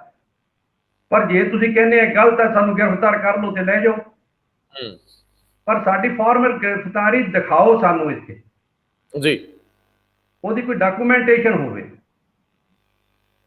ਤਾਂ ਇੰਨੇ 'ਚ ਕੀ ਹੁੰਦਾ ਵੀ ਪੁਲਿਸ ਜਿਹੜੀ ਉਹ ਕੋਈ ਫਾਰਮਲ ਜਿਹੜੀ ਹੈਗੀ ਹੈ ਗ੍ਰਿਫਤਾਰੀ ਕਰਦੀ ਨਹੀਂ ਤਾਂ ਉਸ ਧਰਨਾਕਾਰੀਆਂ ਦੇ ਵਿੱਚੋਂ ਜ਼ਬਰਦਸਤੀ ਉਹਨਾਂ ਨੂੰ ਉਠਾਉਣ ਦੀ ਕੋਸ਼ਿਸ਼ ਕੀਤੀ ਜਾਂਦੀ ਆ। ਉਦੋਂ ਜਪਜੀ ਸਾਹਿਬ ਦਾ ਪਾਠ ਚੱਲ ਰਿਹਾ ਹੁੰਦਾ ਹੈ ਤੇ ਮੇਰੀ ਸੂਚਨਾ ਮੁਤਾਬਕ ਗਿਆਨੀ ਕੇਵਲ ਸਿੰਘ ਸਾਬਕਾ ਜਥੇਦਾਰ ਅਕਾਲ ਤਖ਼ਤ ਉਦੋਂ ਜਪਜੀ ਸਾਹਿਬ ਦਾ ਪਾਠ ਕਰ ਰਹੇ ਹੁੰਦੇ ਆ ਜੀ। ਸੰਗਤ ਉਹਨੂੰ ਉਹਨੂੰ ਰਿਸਾਈਟ ਕਰ ਰਹੀ ਹੁੰਦੀ ਹੈ। ਤਾਂ ਜਦੋਂ ਉਹਨਾਂ ਨੂੰ ਜ਼ਬਰਦਸਤੀ ਚੱਕ ਕੇ ਲਿਜਾਣ ਦੀ ਕੋਸ਼ਿਸ਼ ਕੀਤੀ ਜਾਂਦੀ ਹੈ ਤਾਂ ਉਹ ਉਹਨਾਂ ਵਿੱਚੋਂ ਭਾਈ ਪੰਥਪ੍ਰੀਤ ਸਿੰਘ ਜੀ ਜਿਨ੍ਹਾਂ ਦੇ ਨਾਲ ਪੁਲਿਸ ਗੁਫ਼ਤਗੂ ਕਰਦੀ ਹੈ, ਜਿਨ੍ਹਾਂ ਦੇ ਨਾਲ ਇਹ ਗੱਲ ਹੁੰਦੀ ਹੈ ਤਾਂ ਉਹ ਕਹਿੰਦੇ ਆ ਵੀ ਗ੍ਰਿਫਤਾਰੀ ਕਰੋ ਲੈ ਜਾਓ। ਤਾਂ ਉਹ ਜਿਹੜੇ ਹੈਗੇ ਆ ਉੱਥੇ ਜ਼ਬਰਦਸਤੀ ਚੱਕਦੇ ਆ, ਉਹ ਉੱਥੇ ਪੈ ਜਾਂਦੇ ਆ ਲੰਬੇ। ਤਾਂ ਪੁਲਿਸ ਉਹਨਾਂ ਨੂੰ ਜਦੋਂ ਘੜੀਸਣ ਲੱਗਦੀ ਹੈ ਤਾਂ ਇੱਕ ਜਾਂ ਕੁਛ ਕੋਈ ਜਿਹੜੇ ਉੱਥੇ ਹੁੰਦੇ ਆ ਉਹਨਾਂ ਦੇ ਉੱਤੇ ਡਿੱਗ ਪੈਂਦੇ ਆ ਜੀ। ਤਾਂ ਉਹਦੇ ਵਿੱਚ ਇੱਕ ਬੜੀ ਭਗਦੜ ਮਚ ਜਾਂਦੀ ਹੈ। ਜ਼ਬਰਦਸਤੀ ਜਿਹੜਾ ਹੈਗਾ ਜਦੋਂ ਧਰਨਾ ਖੇਡਣ ਦੀ ਕੋਸ਼ਿਸ਼ ਕੀਤੀ ਜਾਂਦੀ ਹੈ ਤਾਂ ਉਦੋਂ ਭਗਦੜ ਮਚ ਜਾਂਦੀ ਹੈ ਤੇ ਫੇਰ ਜਿਹੜੀ ਹੈਗੀ ਆ ਟੀਅਰ ਗੈਸ, ਵਾਟਰ ਕੈਨਨ ਤੇ ਗੋਲਾ ਜਿਹੜੀ ਹੈਗੀ ਆ ਫਾਇਰ ਕੀਤੇ ਜਾਂਦੇ ਆ। ਉਹਦੇ ਵਿੱਚ ਜਿਹੜੇ ਹੈਗੇ ਆ ਕਿਸੇ ਦੀ ਕੋਈ ਬਾਂਹ ਟੁੱਟੀ ਆ ਧਰਨਾਕਾਰੀ ਦੀ, ਕਿਸੇ ਦਾ ਨੱਕ ਦੀ ਹੱਡੀ ਟੁੱਟ ਗਈ ਆ, ਕਿਸੇ ਦੇ ਕੋਈ ਗੋਲੀ ਵੱਜ ਗਈ ਆ ਪੱਟ ਦੇ ਵਿੱਚ, ਕੁਛ ਪੁਲਿਸ ਮੁਲਾਜ਼ਮਾਂ ਦੇ ਵੀ ਆ, ਕਿਸੇ ਦੇ ਕੁਛ ਪੁਲਿਸ ਮੁਲਾਜ਼ਮ ਇਹ ਵੀ ਕਹਿੰਦੇ ਆ ਵੀ ਜਿਹੜੀ ਮੇਰੀ ਇੰਜਰੀ ਆਈ ਹੈ ਕੋਈ ਡਿੱਗਣ ਨਾਲ ਆ ਗਈ, ਕੋਈ ਕਹਿੰਦਾ ਮੈਂ ਇੱਕ ਦੂਜੇ 'ਚ ਵੱਜ ਗਿਆ। ਚਲੋ ਦੋਨਾਂ ਪਾਸਿਆਂ ਦੇ ਵਿੱਚ ਉਹ ਜਿਹੜਾ ਹੈਗਾ ਇੰਜਰੀਜ਼ ਆ ਜਾਂਦੀ। ਜੀ ਜੀ। ਤਾਂ ਉਸ ਤੋਂ ਬਾਅਦ ਉਹਨਾਂ ਦੀ ਜਿਹੜੀ ਹੈਗੀ ਆ ਗ੍ਰਿਫਤਾਰੀ ਹੋ ਜਾਂਦੀ ਹੈ। ਗ੍ਰਿਫਤਾਰੀ ਪੁਲਿਸ ਇੱਕ ਪਰਚਾ ਦਰਜ ਕਰਦੀ ਹੈ 14/10/15 ਨੂੰ ਜੀ 307 ਦੇ ਤਹਿਤ ਇਰਾਦਾ ਕਤਲ ਦਾ ਜੀ। ਤੇ ਜਿਹੜਾ ਦੂਜਾ ਜਿਹੜੇ ਹੈਗੇ ਧਰਨਾਕਾਰੀ ਜਿਹਦੇ ਕੋਲ ਉਹਨਾਂ ਦੇ ਸੱਟਾਂ ਲੱਗੀਆਂ ਜਾਂ ਕੋਈ ਗੋਲੀ ਵੱਜੀ ਹੈ ਉਹਦਾ ਕੋਈ ਜਿਹੜਾ ਉਹਦੇ 'ਚ ਜ਼ਿਕਰ ਨਹੀਂ ਹੁੰਦਾ। ਸੋ ਮੇਰਾ ਕਹਿਣ ਦਾ ਮਤਲਬ ਇੱਥੋਂ ਤੱਕ ਇਹ ਹੈਗਾ ਹੈ ਵੀ ਇਹ ਜਿਹੜਾ ਧਰਨਾ ਸੀ ਨਾ ਇਹ ਕੋਈ ਆਟੋਮੈਟਿਕ ਨਹੀਂ ਸੀਗਾ, ਇਹ ਕੋਈ ਪਹਿਲੇ ਦਿਨ ਨਹੀਂ ਲੱਗ ਗਿਆ ਸੀਗਾ। ਇਹ ਧਰਨਾ ਲਾਉਣ ਦੀ ਨੌਬਤ ਆਈ ਸੀ ਕਿਉਂਕਿ 1/2/2015 ਤੋਂ ਜੀ ਮਹਾਰਾਜ ਦਾ ਸਰੂਪ ਚੋਰੀ ਹੋਇਆ ਸੀ। ਕੋਈ ਕਾਰਵਾਈ ਨਹੀਂ ਜਿਹੜੀ ਸਾਹਮਣੇ ਆ ਰਹੀ ਸੀ, ਕੁਝ ਤੋਂ ਪ੍ਰਤੱਖ ਹੋ ਜੇ। ਫਿਰ ਪੋਸਟਰ ਲੱਗ ਗਏ ਸੀ, ਉਹਦੀ ਕੋਈ ਕਾਰਵਾਈ ਨਹੀਂ ਸੀ। ਤੇ ਫਿਰ ਇਹ ਗੁਰੂ ਸਾਹਿਬ ਦੇ ਜਿਹੜੇ ਅੰਗ ਜਿਹੜੇ ਹੈਗੇ ਆ ਸ਼ਹੀਦ ਕੀਤੇ ਗਏ, ਉਹਨਾਂ ਦੀ ਕੋਈ ਕਾਰਵਾਈ ਸਾਰਥਕ ਲੱਗ ਨਹੀਂ ਰਹੀ ਸੀਗੀ। ਤਾਂ ਇਹ ਜਿਹੜਾ ਧਰਨਾ ਹੈਗਾ, ਲੋਕਾਂ ਦੀਆਂ ਜਿਹੜੀਆਂ ਧਾਰਮਿਕ ਭਾਵਨਾਵਾਂ ਬੜੀਆਂ ਇਹਦੇ ਵਿੱਚ ਇਨਵੋਲਵ ਉਦੋਂ ਵੀ ਸੀਗੀਆਂ, ਤੇ ਪਰ ਮੇਰੇ ਖਿਆਲ ਮੁਤਾਬਕ ਹੁਣ ਅੱਗੇ ਨਾਲੋਂ ਕਈ ਗੁਣਾ ਜ਼ਿਆਦਾ ਦਬਣ ਦੀ ਬਜਾਏ ਵੱਧ ਗਈਆਂ। ਬਿਲਕੁਲ। ਤਾਂ ਇਹ ਧਰਨਾ ਚੱਕਿਆ ਗਿਆ। ਮੈਂ ਇੱਕ ਗੱਲ ਜਿਹੜੀ ਰੰਧਾਵਾ ਸਾਹਿਬ ਕਰਨੀ ਚਾਹੁੰਦਾ ਹੈ ਵੀ ਜੇ ਉੱਥੇ ਗ੍ਰਿਫਤਾਰੀਆਂ ਪੈ ਜਾਂਦੀਆਂ, ਬੇਸ਼ੱਕ ਉਹ to maintain law and order ਜਿਹਨੂੰ ਕਹਿੰਦੇ ਆਪਾਂ ਪੀਸ ਐਂਡ ਟ੍ਰੈਂਕੁਇਲਿਟੀ, ਚਾਹੇ ਆਪਾਂ ਜਿਹਨੂੰ ਕਹਿ ਦਿੰਦੇ 107 151 ਜਾਂ ਕਿਸੇ ਹੋਰ ਦਫਾ ਦੇ ਤਹਿਤ ਜਿਹੜੀ ਢੁਕਵੀਂ ਪੁਲਿਸ ਨੂੰ ਲੱਗਦੀ ਵੀ ਇਹ ਬਣਦੀ ਹੈ, ਇਹਨਾਂ ਤੇ ਕੋਈ IPC ਦੀ ਧਾਰਾ ਵੀ ਬਣਦੀ ਆ, ਉਹਨਾਂ ਦੇ ਧਾਰਾ ਦੇ ਤਹਿਤ ਲਾ ਕੇ ਗ੍ਰਿਫਤਾਰ ਕਰ ਲੈਂਦੇ। ਨਾਲੇ ਜਦੋਂ ਸਮਝੌਤਾ ਹੀ ਹੋ ਗਿਆ ਸੀ, ਸਮਝੌਤਾ ਹੀ ਹੋ ਗਿਆ ਸੀ। ਤੇ 2 ਵਾਰੀ ਧਰਨਾ ਚੱਕਿਆ ਗਿਆ ਸੀ।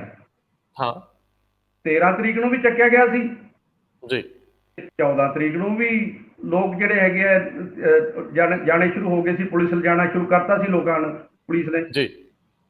ਤਾਂ ਇੱਥੋਂ ਤੀਕ ਜਿਹੜੀ ਗੱਲ ਹੈਗੀ ਆ ਵੀ ਇਹਦੇ 'ਚ ਹੁਣ ਆਪਾਂ ਜਿਹਨੂੰ ਜਿਵੇਂ ਹੁਣ ਇਸ ਗੱਲ ਨੂੰ ਬਣਾਇਆ ਜਾ ਰਿਹਾ ਹੈ ਜੀ, ਵੀ ਇਹ ਤਾਂ ਸਿਰਫ ਇੱਕ ਮੀਅਰ ਲਾਅ ਐਂਡ ਆਰਡਰ ਦੀ ਗੱਲ ਸੀਗੀ, ਤੇ ਪੁਲਿਸ ਦੀ ਡਿਊਟੀ ਹੈ ਲਾਅ ਐਂਡ ਆਰਡਰ ਨੂੰ ਮੇਨਟੇਨ ਕਰਨਾ।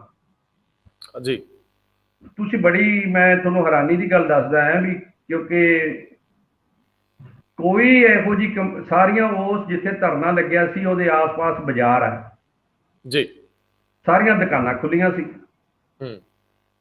ਕੋਈ ਪਬਲਿਕ ਦੀ ਕੋਈ ਲਿਖਤੀ ਕੰਪਲੇਂਟ ਨਹੀਂ ਸੀ ਵੀ ਜੀ ਇਹ ਸਾਡਾ ਕਾਰੋਬਾਰ ਬੰਦ ਹੋ ਗਿਆ। ਬਿਲਕੁਲ। ਕੋਈ ਰਿਕਾਰਡ ਤੇ ਨਹੀਂ ਆਈ ਗੱਲ ਇਹ, ਤੇ ਕੋਈ ਇਹ ਨਹੀਂ ਸੀਗਾ ਜੀ ਕੋਈ ਜਿਹੜਾ ਟ੍ਰੈਫਿਕ ਹੈਗਾ ਜੀ ਉਹ ਚੱਲ ਨਹੀਂ ਰਿਹਾ, ਕੋਈ ਜੈਮ ਲੱਗ ਰਹੇ ਆ। ਕਿਉਂਕਿ ਜਿਹੜਾ ਇਹ ਜਿਹਦੇ ਚੌਂਕ ਹੈ, ਚੌਂਕ ਤੋਂ ਪਾਸੇ ਸ੍ਰੀ ਮੁਕਤਸਰ ਸਾਹਿਬ ਨੂੰ ਗੰਗਾ ਨਗਰ ਤੱਕ ਜਿਹੜੀ ਹੈ ਟਰਾਂਸਪੋਰਟ ਜਿਹੜੀ ਹੋਰ ਜਿਹੜੀਆਂ ਗੁਡਸ ਕੈਰੀਅਰਸ ਚੱਲ ਰਹੀਆਂ ਸੀ, ਹੋਰ ਆਵਾਜਾਈ ਚੱਲ ਰਹੀ ਸੀ, ਫਰੀਦਕੋਟ ਦੀ ਸਾਈਡ ਤੋਂ ਵੀ ਚੱਲ ਰਹੀ ਸੀ, ਤੇ ਜਿਹੜੀ ਮੋਗੇ ਨੂੰ ਵੀ ਆ ਉਹ ਵੀ ਚੱਲ ਰਹੀ ਸੀ, ਜਿਹੜੀ ਫਰੀਦਕੋਟ ਨੂੰ ਉਹ ਵੀ ਚੱਲ ਰਹੀ ਸੀ, ਜਿਹੜੀ ਜੈਤੋ ਨੂੰ ਉਹ ਵੀ ਚੱਲ ਰਹੀ ਸੀ ਜੀ। ਕੋਈ ਇਹੋ ਜਿਹੀ ਐਵੀਡੈਂਸ ਨਹੀਂ ਵੀ ਕੋਈ ਉੱਥੇ ਬੜੇ ਵੱਡੇ ਜੈਮ ਲੱਗ ਗਏ ਸੀ, ਉੱਥੇ ਕੋਈ ਪਬਲਿਕ ਦਾ ਇੰਨਾ ਹੋ ਗਿਆ ਸੀ, ਕੋਈ ਉੱਥੇ ਕੋਈ ਐਡਾ ਟਕਰਾਅ ਹੋ ਗਿਆ ਸੀ, ਕੋਈ ਇਹੋ ਜਿਹੀ ਗੱਲ ਹੀ ਹੈ ਨਹੀਂ, ਕੋਈ ਜਨਤਾ ਦੀ ਕੋਈ ਸੀਗੀ ਜੀ। ਤੇ ਇਹ ਜਿਹੜਾ ਧਰਨਾ ਹੈਗਾ ਇਹਨੂੰ law and order the problem ਵਾਲਾ ਕੇਸ ਹੀ ਦੱਸਿਆ ਜਾ ਰਿਹਾ ਹੈ, ਦੱਸਿਆ ਜਾ ਨਹੀਂ ਰਿਹਾ, ਇਹਨੂੰ ਇਸ ਤਰ੍ਹਾਂ ਨਾਲ ਸਾਬਤ ਵੀ ਕੀਤਾ ਜਾ ਰਿਹਾ ਹੈ ਵੀ ਇਹ ਇੱਕ law and order the problem ਨਹੀਂ ਸੀਗੀ ਜੀ। ਇਹਦਾ ਜਿਹੜੀਆਂ ਪਿਛਲੀਆਂ ਘਟਨਾਵਾਂ ਨਾਲ ਕੋਈ ਤਾਲੁਕ ਨਹੀਂ ਸੀ। ਬਿਲਕੁਲ ਠੀਕ ਹੈ। ਜਦੋਂ ਕਿ ਉਹ ਪਿਛਲੀਆਂ ਘਟਨਾਵਾਂ ਇੱਥੇ ਆ ਕੇ ਕਲਮੀਨੇਟ ਹੁੰਦੀਆਂ ਰੋਸ ਦੇ ਵਿੱਚ। ਹਾਂ, ਬਿਲਕੁਲ ਬਿਲਕੁਲ। ਔਰ ਜਿਹੜੀ ਹੁਣ ਲੇਟੈਸਟ ਜੱਜਮੈਂਟ ਆਈ ਹੈ, ਜਿਵੇਂ ਜਿਸ ਤਰੀਕੇ ਨਾਲ ਉਹਦੇ 'ਚ ਵੀ ਚੀਜ਼ਾਂ ਨੂੰ ਅੱਗੇ ਵਿਸਥਾਰ ਦਿੱਤਾ ਗਿਆ, ਉਹਦੇ ਵਿੱਚ ਵੀ ਤਾਂ ਐਂ ਹੀ ਦਿਖਾਇਆ ਜਾ ਰਿਹਾ। ਮੈਂ ਉਸ ਤੇ ਵੀ ਆਪਾਂ ਦੱਸਾਂ ਥੋੜੀ ਜਿਹੀ, ਇੱਕ ਮੈਂ ਹੋਰ ਗੱਲ ਐਡ ਕਰਨੀ ਚਾਹੁੰਦਾ ਹੈ। ਇਹ ਵੀ ਹੈਗਾ ਹੈ ਵੀ ਜਿਹੜੇ ਧਰਨਾਕਾਰੀ ਸੀ ਉਹ ਪੁਲਿਸ ਨੂੰ ਇਹ ਵੀ ਗੱਲ ਕਹਿ ਰਹੇ ਸੀ ਵੀ ਕੁਝ ਦਿਨ ਪਹਿਲਾਂ ਇੱਥੇ ਇੱਕ ਫਿਲਮ ਨੂੰ ਚਲਾਉਣ ਦੀ ਇਜਾਜ਼ਤ ਦੇਣ ਬਾਰੇ ਸੜਕੀ ਆਵਾਜਾਈ ਦੇ ਨਾਲ ਰੇਲਾਂ ਦਾ ਟ੍ਰੈਫਿਕ ਵੀ ਬੰਦ ਹੋ ਗਿਆ। ਤੁਸੀਂ ਸਾਨੂੰ ਜ਼ਬਰਦਸਤੀ ਉਠਾ ਰਹੇ ਆ, ਸਾਡੇ ਨਾਲ ਜ਼ਬਰਦਸਤੀ ਕਰ ਰਹੇ ਆ, ਤੁਸੀਂ ਉਹਨਾਂ ਲੋਕਾਂ ਨੂੰ ਕਿਉਂ ਨਹੀਂ ਉਠਾਇਆ? ਬਿਲਕੁਲ। ਤਾਂ ਉਹਦੇ ਵਿੱਚ ਜਿਹੜੀ ਹੈਗੀ ਹੈ, ਜਿਹੜੀ ਪੁਲਿਸ ਵਾਲਿਆਂ ਦਾ ਵਰਜਨ ਸੀਗਾ, ਬੇਸ਼ੱਕ ਉੱਥੇ ਨਹੀਂ ਮੈਨੂੰ ਪਤਾ ਕਿਉਂਕਿ ਉੱਥੇ ਮੈਂ ਕਿਹੜਾ ਹਾਜ਼ਰ ਸੀ ਵੀ ਜਦੋਂ ਉੱਥੇ ਉਹਨਾਂ ਲੀਡਰਾਂ ਨਾਲ ਗੱਲ ਹੋ ਰਹੀ ਸੀ, ਜਦੋਂ ਉਹਨਾਂ ਨੇ ਇਹ ਇਸ਼ੂ ਉਠਾਇਆ, ਪਰ ਉਹਨਾਂ ਪੁਲਿਸ ਅਫੀਸਰਸ ਨੇ ਆਪਣੀ ਸ਼ਹਾਦਤ ਦਿੱਤੀ ਹੈ। ਅੱਛਾ, ਗਵਾਹੀ ਦਿੱਤੀ ਹੈ ਜਸਟਿਸ ਰਣਜੀਤ ਸਿੰਘ ਕਮਿਸ਼ਨ ਅੱਗੇ। ਉਹਦੇ ਵਿੱਚ ਉਹਨਾਂ ਨੂੰ ਜਦੋਂ ਇਹ ਗੱਲ ਪੁੱਛੀ ਗਈ ਵੀ ਤੁਸੀਂ ਉਹ ਧਰਨਾ ਮੋਟਿਵ ਜਿਹੜਾ ਸੀਗਾ ਉਹ ਕਿਉਂ ਨਹੀਂ, ਉਹ ਜਿਹੜੇ ਪਹਿਲਾ ਧਰਨਾ ਸੀ ਰੇਲਾਂ ਵਾਲਾ, ਬੱਸਾਂ ਵਾਲਾ, ਉਹਨੂੰ ਕਿਉਂ ਨਹੀਂ ਤੁਸੀਂ ਫੋਰਸ ਵਰਤੀ? ਤੇ ਉੱਥੇ ਇਹਨਾਂ ਦਾ ਬਿਲਕੁਲ ਸਪਸ਼ਟ ਹੈਗਾ ਵੀ ਸਾਨੂੰ ਉੱਤੋਂ ਹਦਾਇਤਾਂ ਸੀ ਵੀ ਤੁਸੀਂ ਇਹਨਾਂ ਤੇ ਕੋਈ ਕਾਰਵਾਈ ਨਹੀਂ ਕਰਨੀ, ਪਹਿਲੇ ਧਰਨੇ ਵਾਲਿਆਂ ਤੇ। ਇਹ ਉਸ ਕਮਿਸ਼ਨ ਦੀ ਮੈਂ ਰਿਪੋਰਟ ਦੇਖੀ ਵੀ ਆ, ਉਸ ਕਮਿਸ਼ਨ ਦੀ ਰਿਪੋਰਟ ਦੇ ਵਿੱਚ ਇਹ ਜਿਹੜੀ ਹੈਗੇ ਆ ਤੱਥ ਹੈਗੇ ਆ ਜੀ। ਇਹ ਉਹਨਾਂ ਗਵਾਹਾਂ ਦੇ ਨਾਵਾਂ ਦੇ ਨਾਲ ਹੈਗੇ ਆ, ਜਿਨ੍ਹਾਂ ਦੇ ਨਾਲ ਹੈਗੇ ਆ। ਇਹ ਇੱਥੇ ਉਸ ਕਮਿਸ਼ਨ ਦੀ ਫਾਈਂਡਿੰਗ ਹੈਗੀ ਆ। ਅੱਛਾ, ਮੈਨੂੰ ਸਰਦਾਰ ਸਾਹਿਬ, ਚਲੋ ਇੱਥੋਂ ਆਪਾਂ ਅੱਗੇ ਵੀ ਤੁਰਦੇ ਆ, ਲੇਕਿਨ ਮੈਨੂੰ ਇਹ ਦੱਸਿਓ ਕਿ ਜਿਹੜੇ ਇਸ ਤਰ੍ਹਾਂ ਦੇ ਕਮਿਸ਼ਨ ਹੁੰਦੇ ਆ, ਇਹਨਾਂ ਦੀ ਸੰਵਿਧਾਨਕ ਵੈਧਤਾ ਕਿੰਨੀ ਕੁ ਹੈ ਕਿ ਜੇ ਮੰਨ ਲਓ ਕੋਈ ਪੁਲਿਸ ਅਫੀਸਰ ਇਸ ਤਰ੍ਹਾਂ ਦੀ ਸ਼ਹਾਦਤ ਦੇ ਗਿਆ, ਗਵਾਹੀ ਦੇ ਗਿਆ, ਉਹਨੂੰ ਕਾਨੂੰਨੀ ਨੁਕਤਾ ਨਜ਼ਰ ਤੋਂ ਜਦੋਂ ਅਦਾਲਤ ਵਿੱਚ ਕੇਸ ਜਾਂਦੇ ਆ ਜਾਂ ਕੋਈ SIT ਜਾਂ ਕੋਈ ਪੁਲਿਸ ਇਨਵੈਸਟੀਗੇਟ ਕਰਦੀ ਹੈ, ਉਹਨੂੰ ਤੱਥ ਵਜੋਂ ਰੱਖਿਆ ਜਾ ਸਕਦਾ ਕਿ ਫਲਾਂ ਕਮਿਸ਼ਨ 'ਚ ਇਸ ਬੰਦੇ ਨੇ ਇਹ ਕਿਹਾ? ਨਹੀਂ, ਜਿਹੜੇ ਕਮਿਸ਼ਨ ਹੁੰਦੇ ਆ ਉਸ ਐਕਟ ਦੇ ਤਹਿਤ ਕੰਸਟੀਟਿਊਟ ਗਵਰਨਮੈਂਟ ਕਰਦੀ ਹੈ, ਫੈਕਟ ਫਾਈਂਡਿੰਗ ਕਮਿਸ਼ਨ ਹੁੰਦੇ ਆ। ਤਾਂ ਇਹ ਸਿਰਫ ਇੱਕ ਰਿਕਮੈਂਡਰੀ, ਇਹਨਾਂ ਦੀਆਂ ਜਿਹੜੀਆਂ ਹੁੰਦੀਆਂ ਫਾਈਂਡਿੰਗਸ ਉਹ ਰਿਕਮੈਂਡਰੀ ਹੁੰਦੀਆਂ ਗਵਰਨਮੈਂਟ ਵਾਸਤੇ। ਗਵਰਨਮੈਂਟ ਬਾਉਂਡ ਨਹੀਂ ਗੀ ਵੀ ਉਹਨਾਂ ਨੂੰ ਮੰਨੇ ਜਾਂ ਨਾ ਮੰਨੇ। ਤਾਂ ਇਹ ਮਾਣਯੋਗ Punjab and Haryana high court ਨੇ ਜਿਹੜਾ ਪਹਿਲਾ ਫੈਸਲਾ ਸੀਗਾ 25/1/2019 ਨੂੰ ਆਇਆ, ਜਿਹਦੇ ਵਿੱਚ ਕੁਝ ਆਦਮੀਆਂ ਨੇ ਜਿਹੜੇ ਇਹਨਾਂ ਕੇਸਾਂ ਦੇ ਵਿੱਚ ਇਨਵੋਲਵ ਹੈ, ਇੱਕ ਹਾਈ ਕੋਰਟ ਦੇ ਵਿੱਚ ਸਿਵਲ ਰਿਟ ਪਟੀਸ਼ਨ ਦਾਖਲ ਕੀਤੀ ਸੀਗੀ ਜੀ ਵੀ ਇਸ ਕਮਿਸ਼ਨ ਦੀਆਂ ਤੇ ਜੋਰਾ ਸਿੰਘ ਕਮਿਸ਼ਨ ਦੀਆਂ ਜਿਹੜੀਆਂ ਫਾਈਂਡਿੰਗਸ ਹੈਗੀਆਂ ਇਹਨਾਂ ਨੂੰ ਜਿਹੜਾ ਹੈਗਾ ਰੱਦ ਕੀਤਾ ਜਾਵੇ ਜੀ। ਤਾਂ ਉਹਦੇ ਵਿੱਚ ਕੋਰਟ ਦਾ ਜਿਹੜਾ ਹੈਗਾ, ਕੋਰਟ ਦੀ ਜਿਹੜੀ ਫਾਈਂਡਿੰਗ ਇਹ ਹੈਗੀ ਆ ਵੀ ਇਹ ਸਿਰਫ ਰਿਕਮੈਂਡਰੀ ਬਾਡੀ ਹੈ ਕਮਿਸ਼ਨ। ਅੱਛਾ, ਇਹ ਨਹੀਂ ਕਿ ਵੀ ਇਹ ਜਿਹੜਾ ਹੈਗਾ ਇਹ ਕੋਈ ਇਹ ਲਾਗੂ ਹੋ ਕੇ ਤੇ ਵੀ ਕਿਸੇ ਨੂੰ ਕੋਈ ਸਜ਼ਾ ਮਿਲ ਜਾਣੀ ਹੈ ਤੇ ਕਿਸੇ ਨੂੰ ਨਹੀਂ ਮਿਲ ਜਾਣੀ। ਇੱਥੋਂ ਤੱਕ ਕਿ ਉਸ ਆਰਡਰ ਦੇ ਵਿੱਚ ਹੀ ਲਿਖਿਆ ਗਿਆ ਹੈ, ਮਾਣਯੋਗ Punjab and Haryana high court ਦੇ ਆਰਡਰ ਦੇ ਵਿੱਚ ਲਿਖਿਆ ਹੈ, statement made by any person before commission of inquiry under section 6 of the act is wholly inadmissible in evidence in any future proceedings civil or criminal। ਸੋ ਉਹ ਜਿਹੜੀਆਂ ਹੈਗੀਆਂ ਨਾ, ਜਦੋਂ ਕੋਰਟ ਦੀ ਫਾਈਂਡਿੰਗ ਹੈਗੀ ਆ, ਇਹ ਬੜਾ ਸੈਟ ਲਾਅ ਹੈਗਾ ਵੀ ਉਹ ਜਿਹੜੀਆਂ ਹੈਗੀਆਂ ਫਾਈਂਡਿੰਗਸ ਕਮਿਸ਼ਨ ਦੀਆਂ ਉਹ ਸਿਰਫ ਰਿਕਮੈਂਡਰੀ ਹੈ, ਰਿਕਮੈਂਡੇਸ਼ਨ ਹੈ, ਇਸ ਤੋਂ ਵੱਧ ਕੇ ਕੁਛ ਨਹੀਂ। ਪਰ ਮੈਂ ਜਿਹੜੀ ਗੱਲ ਮੈਂ ਆਪਣਾ ਉਸ ਗੱਲ ਤੋਂ ਜਿਹੜੀ ਗੱਲ ਮੈਂ ਕਰ ਰਿਹਾ ਸੀ ਵੀ ਜਦੋਂ ਇਸ ਗੱਲ ਤੇ ਆ ਗਿਆ ਤੇ ਹੁਣ ਇਹ ਕੋਟਕਪੂਰੇ ਵਾਲਾ ਕਾਂਡ ਜਿਹੜਾ ਸੀਗਾ ਉਹ ਐਡਾ ਵੱਡਾ ਕਿਉਂ ਬਣਿਆ? ਹਾਂ, ਬਿਲਕੁਲ। ਵੀ ਫਿਰ ਜੇ ਇਹ ਇੱਕ ਪਾਸੇ ਤਾਂ ਜਿਹੜੀ ਇੱਕ ਧਿਰ ਤਾਂ ਕਹਿ ਰਹੀ ਹੈ ਵੀ ਸਾਡੇ ਰਿਲੀਜੀਅਸ ਫੀਲਿੰਗਸ ਇੰਜਰ ਹੋਈਆਂ, ਸਾਡੀ ਧਾਰਮਿਕ ਭਾਵਨਾਵਾਂ ਨੂੰ ਸੱਟ ਵੱਜੀ ਹੈ, ਅਸੀਂ ਆਪਦੇ ਗੁਰੂ ਦੀ ਰਾਖੀ ਵੀ ਨਹੀਂ ਕਰ ਸਕਦੇ, ਅਸੀਂ ਆਪਦੇ ਗੁਰੂ ਦੀ ਮਾਣ ਮਰਿਆਦਾ ਵੀ ਨਹੀਂ ਕਾਇਮ ਕਰ ਸਕਦੇ ਜਿਹੜਾ ਸਰਵ ਸਾਂਝੀਵਾਲਤਾ ਦਾ ਪ੍ਰਤੀਕ ਹੈ। ਤਾਂ ਦੂਜੇ ਪਾਸੇ ਇਹ ਕਿਹਾ ਜਾ ਰਿਹਾ ਵੀ ਇਹ ਤਾਂ ਇੱਕ law and order the problem ਹੈ। Law and order the problem ਕਿਉਂ ਕਿਹਾ ਜਾ ਰਿਹਾ? ਕਿਉਂਕਿ ਇਹਦੇ ਵਿੱਚ ਜਿਹੜੇ ਕੋਈ ਇੱਕ ਪਰਚਾ ਦਰਜ ਹੋਇਆ ਹੈ ਉਹਦੇ ਵਿੱਚ ਇੱਕ ਧਾਰਾ ਹੈਗੀ ਹੈ ਕੰਸਪੀਰੇਸੀ ਦੀ। ਉਸ ਕੰਸਪੀਰੇਸੀ ਦੇ ਵਿੱਚ ਕੋਈ ਵੀ ਜਿਹੜਾ ਹੈਗਾ ਬੰਦਾ ਜਿਹੜਾ ਆ ਸਕਦਾ ਹੈ, ਚਾਹੇ ਕੋਈ ਪ੍ਰਸ਼ਾਸਨਿਕ ਅਧਿਕਾਰੀ ਹੈ, ਚਾਹੇ ਕੋਈ ਪੁਲਿਸ ਅਧਿਕਾਰੀ ਹੈ, ਚਾਹੇ ਕੋਈ ਸਿਆਸਤ ਨਾਲ ਤਾਲੁਕ ਰੱਖਦਾ ਹੈ, ਚਾਹੇ ਕਿਸੇ ਹੋਰ ਸ਼ੋਬੇ ਨਾਲ ਤਾਲੁਕ ਰੱਖਦਾ ਹੈ, ਜਿਹਨੇ ਉਸ ਕੰਸਪੀਰੇਸੀ ਵਾਸਤੇ ਕੋਈ ਹਿੱਸਾ ਪਾਇਆ ਹੋਵੇ ਜੀ। ਉਹਦੇ ਵਿੱਚ ਕੀ ਹੈ ਵੀ ਜਦੋਂ ਉਹਦੇ ਵਿੱਚ ਸਾਰੀ ਜਿਹੜੀ ਮੌਕੇ ਦੀ ਕਾਰਵਾਈ ਹੈਗੀ ਹੈ ਉਹ ਸਾਰੀ ਜਿਹੜੀ ਗਵਰਨ ਹੋ ਰਹੀ ਹੈ ਉਹ ਫੋਨ ਕਾਲਸ ਤੇ ਹੋ ਰਹੀ ਹੈ। ਹਾਂਜੀ, ਬਿਲਕੁਲ ਬਿਲਕੁਲ, ਉਹ ਫੋਨ ਕਾਲਸ ਤੇ ਹੋ ਰਹੀ ਹੈ। ਤੇ ਇਹ ਵੀ DC ਸਾਹਿਬ ਦੇ ਬਿਆਨ ਦੇ ਵਿੱਚ ਹੈਗਾ ਜਿਹੜਾ ਉਹਨਾਂ ਨੇ ਕਮਿਸ਼ਨ ਦੇ ਅੱਗੇ ਦਿੱਤਾ, ਉਹ ਇੱਕ ਫੈਕਟ ਤਾਂ ਹੈਗੀ ਹੈ, ਉਹਦੀ ਬੇਸ਼ੱਕ ਕੋਈ ਐਵੀਡੈਂਸ਼ਰੀ ਵੈਲਿਊ ਕੋਰਟ ਦੇ ਵਿੱਚ ਹੋਵੇ ਹੈ ਨਹੀਂ ਗੀ, ਪਰ ਉਹ ਫੈਕਟ ਹੈਗੀ ਹੈ। ਉਹ that is a sworn testimony before the commission. ਉਹਦੇ ਵਿੱਚ ਉਹਨਾਂ ਨੇ ਕਿਹਾ ਵੀ ਰਾਤ ਨੂੰ ਵੀ 14 ਤਰੀਕ ਦੀ ਰਾਤ ਨੂੰ ਵੀ ਕੋਸ਼ਿਸ਼ਾਂ ਹੁੰਦੀਆਂ ਰਹੀਆਂ ਫੋਨ ਤੇ ਵੀ ਇਹ ਸਿਚੁਏਸ਼ਨ ਨੂੰ ਕਿਵੇਂ ਡਿਫਿਊਜ਼ ਕੀਤਾ ਜਾਵੇ, ਇਹ ਸਿਚੁਏਸ਼ਨ ਨੂੰ ਕਿਵੇਂ ਕੰਟਰੋਲ ਕੀਤਾ ਜਾਵੇ, ਵੀ ਕਿਉਂਕਿ ਉਹ ਜਿਹੜੀ ਹੈਗੀ ਆ ਨਾ ਵੀ ਸਾਰੀ ਗੱਲ ਸਾਰੇ ਕੋਈ ਵਰਬਲ ਆਰਡਰ ਮੌਕੇ ਤੇ ਨਹੀਂ ਦਿੱਤੇ ਜਾ ਰਹੇ, ਮੌਕੇ ਤੇ ਤਾਂ ਆਰਡਰ ਐਗਜ਼ੀਕਿਊਟ ਹੀ ਕਰਾਏ ਜਾ ਰਹੇ ਆ ਜੀ। ਆਰਡਰ ਤਾਂ ਆ ਰਹੇ ਆ ਕਿਤੋਂ। ਇਹ ਜਿਹੜੀ ਕੰਸਪੀਰੇਸੀ ਦੀ ਐਂਗਲ ਹੈਗਾ ਨਾ, ਜਿਹਨੂੰ ਪਹਿਲੀ ਜਿਹੜੀ SIT ਸੀਗੀ ਜਿਹੜੀ ਕੁੰਵਰ ਵਿਜੇ ਪ੍ਰਤਾਪ ਵਾਲੀ SIT ਜਿਹਨੂੰ ਕਿਹਾ ਜਾਂਦਾ ਹੈ, ਕੱਲੀ ਉਹਦੀ SIT ਤਾਂ ਹੈ ਨਹੀਂ ਸੀ, ਉਹ ਤਾਂ ਬੜੀ ਵੱਡੀ SIT ਸੀਗੀ ਜਿਹਦੇ ਵਿੱਚ ਬੜੇ ਵੱਡੇ ਅਫਸਰ ਵੀ ਸੀਗੇ, ਪਰ ਉਹਨੂੰ ਇੱਕ ਨਾਮ ਦਿੱਤਾ ਜਾ ਰਿਹਾ ਵੀ ਉਹ ਕੁੰਵਰ ਵਿਜੇ ਪ੍ਰਤਾਪ ਵਾਲੀ।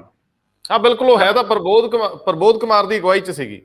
ਬਿਲਕੁਲ ਜੀ ਬਿਲਕੁਲ, ਉਹ ਨਹੀਂ ਕਿਹਾ ਜਾ ਰਿਹਾ ਕਿਉਂਕਿ ਇਹਨੂੰ ਇੱਕ ਪ੍ਰੈਜੁਡਿਸ ਕੀਤਾ ਜਾ ਰਿਹਾ ਇਹ ਸਾਰੇ ਕਾਜ਼ ਨੂੰ ਕਈ ਗੱਲਾਂ ਦੇ ਨਾਂ ਦੇ ਕੇ। ਤਾਂ ਉਹਦੇ 'ਚ ਕੀ ਹੋਇਆ ਵੀ ਜਦੋਂ ਉਹਦੀ ਤਫਦੀਸ਼ ਹੁੰਦੀ ਹੈ, ਉਹਦੀ ਇਨਵੈਸਟੀਗੇਸ਼ਨ ਹੁੰਦੀ ਹੈ, ਉਹਨੂੰ ਓਵਰ ਆ ਕਰਨ ਵਾਸਤੇ ਵੀ ਉਸ ਐਂਗਲ ਤੇ ਇਨਵੈਸਟੀਗੇਸ਼ਨ ਨਾ ਹੋਵੇ, ਹੂੰ ਉਸ ਕਿਉਂਕਿ ਜਿਹੜੀ ਕੰਸਪੀਰੇਸੀ ਆ ਨਾ, ਕੰਸਪੀਰੇਸੀ ਦੀ ਕੋਈ ਡਾਇਰੈਕਟ ਐਵੀਡੈਂਸ ਨਹੀਂ ਹੁੰਦੀ। ਜੀ। ਕੰਸਪੀਰੇਸੀ ਇੱਕ ਜਿਹੜੀ ਹੈਗੀ ਆ ਉਹ ਬੜੀ ਲੁਕਮੀ ਤੇ ਬੜੀ ਸੀਕ੍ਰੇਟ ਹੁੰਦੀ ਹੈ। ਹੂੰ ਤੇ ਕੰਸਪੀਰੇਸੀ ਵਾਸਤੇ ਸਰਕਮਸਟੈਂਸ਼ੀਅਲ ਐਵੀਡੈਂਸ ਹੁੰਦੀ ਹੈ। ਜੀ। ਦੋ ਤਰ੍ਹਾਂ ਦੀ ਐਵੀਡੈਂਸ, ਇੱਕ ਡਾਇਰੈਕਟ ਐਵੀਡੈਂਸ ਹੈਗੀ ਹੈ, ਇੱਕ ਸਰਕਮਸਟੈਂਸ਼ੀਅਲ ਐਵੀਡੈਂਸ ਹੈਗੀ ਆ। ਇੱਕ ਜੋ ਦਿਸ ਰਿਹਾ, ਇੱਕ ਮਾਹੌਲ ਜੋ ਜਿਸ ਤਰ੍ਹਾਂ ਦੇ ਉਹ ਹਾਲਾਤ ਬਣੇ। ਸਰਕਮਸਟਾਂਸਸ ਕੀ ਦੱਸ ਰਹੇ ਆ? ਜੀ, ਹਾਲਾਤ ਕੀ ਦੱਸਦੇ? ਹਾਲਾਤ ਕੀ ਦੱਸ ਰਹੇ ਆ? ਉਹ ਹਾਲਾਤ ਜਿਹੜੇ ਦੱਸ ਰਹੇ ਆ, ਉਹ ਚੇਨ ਤਬਦੀਸ਼ੀ ਨੇ ਬਣਾਉਣੀ ਹੁੰਦੀ ਹੈ ਕੰਪਲੀਟ। ਹੂੰ ਜੇ ਉਹ ਚੇਨ ਕੰਪਲੀਟ ਹੋ ਜਾਂਦੀ ਹੈ ਉਹਨਾਂ ਹਾਲਾਤਾਂ ਦੀ, ਉਹਨਾਂ ਸਰਕਮਸਟਾਂਸਸ ਦੀ, ਹੂੰ ਤਾਂ ਉਹਨਾਂ ਦੇ ਵਿੱਚ ਕੀ ਹੁੰਦਾ ਵੀ ਫੇਰ ਉਹ ਕੰਸਪੀਰੇਸੀ ਦੀ ਐਵੀਡੈਂਸ ਆ ਜਾਂਦੀ ਹੈ। ਗਾਂ ਉਹਨੂੰ ਵੇਖਣਾ ਅਦਾਲਤ ਨੇ ਹੁੰਦਾ ਹੈ ਵੀ ਕੀ ਇਹ ਸਹੀ ਹੈ ਕਿ ਕੀ ਗਲਤ ਹੈ, ਵੀ ਕੀ ਕਿਸੇ ਨੂੰ ਦੋਸ਼ੀ ਮੰਨਿਆ ਜਾ ਸਕਦਾ ਹੈ ਕਿ ਨਹੀਂ ਮੰਨਿਆ ਜਾ ਸਕਦਾ। ਜੀ। ਹੁਣ ਕੀ ਇਹਦਾ ਜਿਹੜਾ ਹੋ ਗਿਆ ਵੀ, ਮੈਂ ਇੱਕ ਜਿਹੜੀ ਗੱਲ ਕਰਨੀ ਚਾਹੁੰਦਾ ਸੀ, ਫੇਰ ਵਿੱਚ ਨਾ ਆ ਜੇ, ਵੀ ਜਿਹੜੀ ਧਰਨਾ ਚੁਕਾਉਣ ਵਾਸਤੇ ਪੁਲਿਸ ਕਿਉਂ ਉਤਾਵਲੀ ਸੀ? ਜੀ। ਇਹ ਐਂਗਲ ਜਿਹੜਾ ਹੈਗਾ ਇਹ ਬੜਾ ਵੱਡਾ ਇਨਵੈਸਟੀਗੇਸ਼ਨ ਦਾ ਪਾਰਟ ਹੈ। ਹੂੰ ਕਿਉਂ ਉਤਾਵਲੀ ਸੀ? ਬਹੁਤੇ ਲੋਕਾਂ ਦੀ ਜਿਹੜੀ ਹੈਗੀ ਹੈ, ਜਿਹੜੇ ਲੋਕ ਇਸ ਫੀਲਡ ਦੇ ਵਿੱਚ ਵਿਚਰਦੇ ਆ, ਜੋ ਸਮਝਦੇ ਆ, ਤਾਂ ਉਹ ਪੁਲਿਸ ਇਹ ਜਾਂ ਕੋਈ ਜਿਹੜੇ ਅਧਿਕਾਰੀ ਸੀਗੇ ਉਹ ਇਹ ਸਮਝ ਰਹੇ ਸੀ ਵੀ ਇਹ ਨਾ ਹੋਵੇ ਕਿਤੇ ਜੇ ਗ੍ਰਿਫਤਾਰੀਆਂ ਦਾ ਸਿਲਸਿਲਾ ਸ਼ੁਰੂ ਹੋ ਗਿਆ, ਇਹ ਕਿਤੇ ਮੋਰਚਾ ਹੀ ਨਾ ਬਣ ਜੇ। ਹਾਂ, ਬਿਲਕੁਲ। ਇਹਨੂੰ ਮੋਰਚਾ ਨਾ ਬਣਨ ਦਿੱਤਾ ਜਾਵੇ। ਜਿਵੇਂ ਅਕਾਲੀ ਇਤਿਹਾਸ ਵਿੱਚ ਲਾਉਂਦੇ ਰਹੇ ਆ, ਖਾਸ ਤੌਰ ਤੇ ਗਵਰਨਮੈਂਟ ਉਹਨਾਂ ਦੀ ਸੀ, ਉਹਨਾਂ ਨੂੰ ਅੰਦਾਜ਼ਾ ਸੀ ਕਿ ਜੇ ਲੋਕ ਤੁਰ ਪਏ ਤੇ ਲੱਖਾਂ ਦੀ ਤਾਦਾਦ ਜੇਲ੍ਹਾਂ ਕਿੱਥੋਂ, ਇਹ ਤੇ ਬਹੁਤ ਮੁਸ਼ਕਲ ਬਣ ਜੂ ਸਾਡੇ ਲਈ ਸਿਆਸੀ ਤੌਰ ਤੇ। ਤੁਸੀਂ ਤਾਂ ਆਪ ਹੀ ਉਹ ਗੱਲ ਕੀਤੀ ਹੈ, ਕਿਉਂਕਿ ਜਿਹੜੇ ਬੰਦੇ at the helm of affairs ਹੁੰਦੇ ਆ ਉਹਨਾਂ ਨੂੰ ਪਤਾ ਹੁੰਦਾ ਵੀ ਇਹ ਕਿੱਧਰ ਨੂੰ ਜਾ ਸਕਦੀ ਗੱਲ, ਕਿਉਂਕਿ ਇਹ ਧਾਰਮਿਕ ਇਸ਼ੂ ਹੈ, ਜਜ਼ਬਾਤ ਨਾਲ ਜੁੜਿਆ। ਇਹ ਹਾਂ, ਇਹ ਲੋਕਾਂ ਦੇ ਦੀਨ ਇਮਾਨ ਨਾਲ ਜੁੜਿਆ। ਹੂੰ ਇਹ ਅਧਿਆਤਮਕ ਇਸ਼ੂ ਹੈ ਇੱਕ ਬੜਾ ਵੱਡਾ।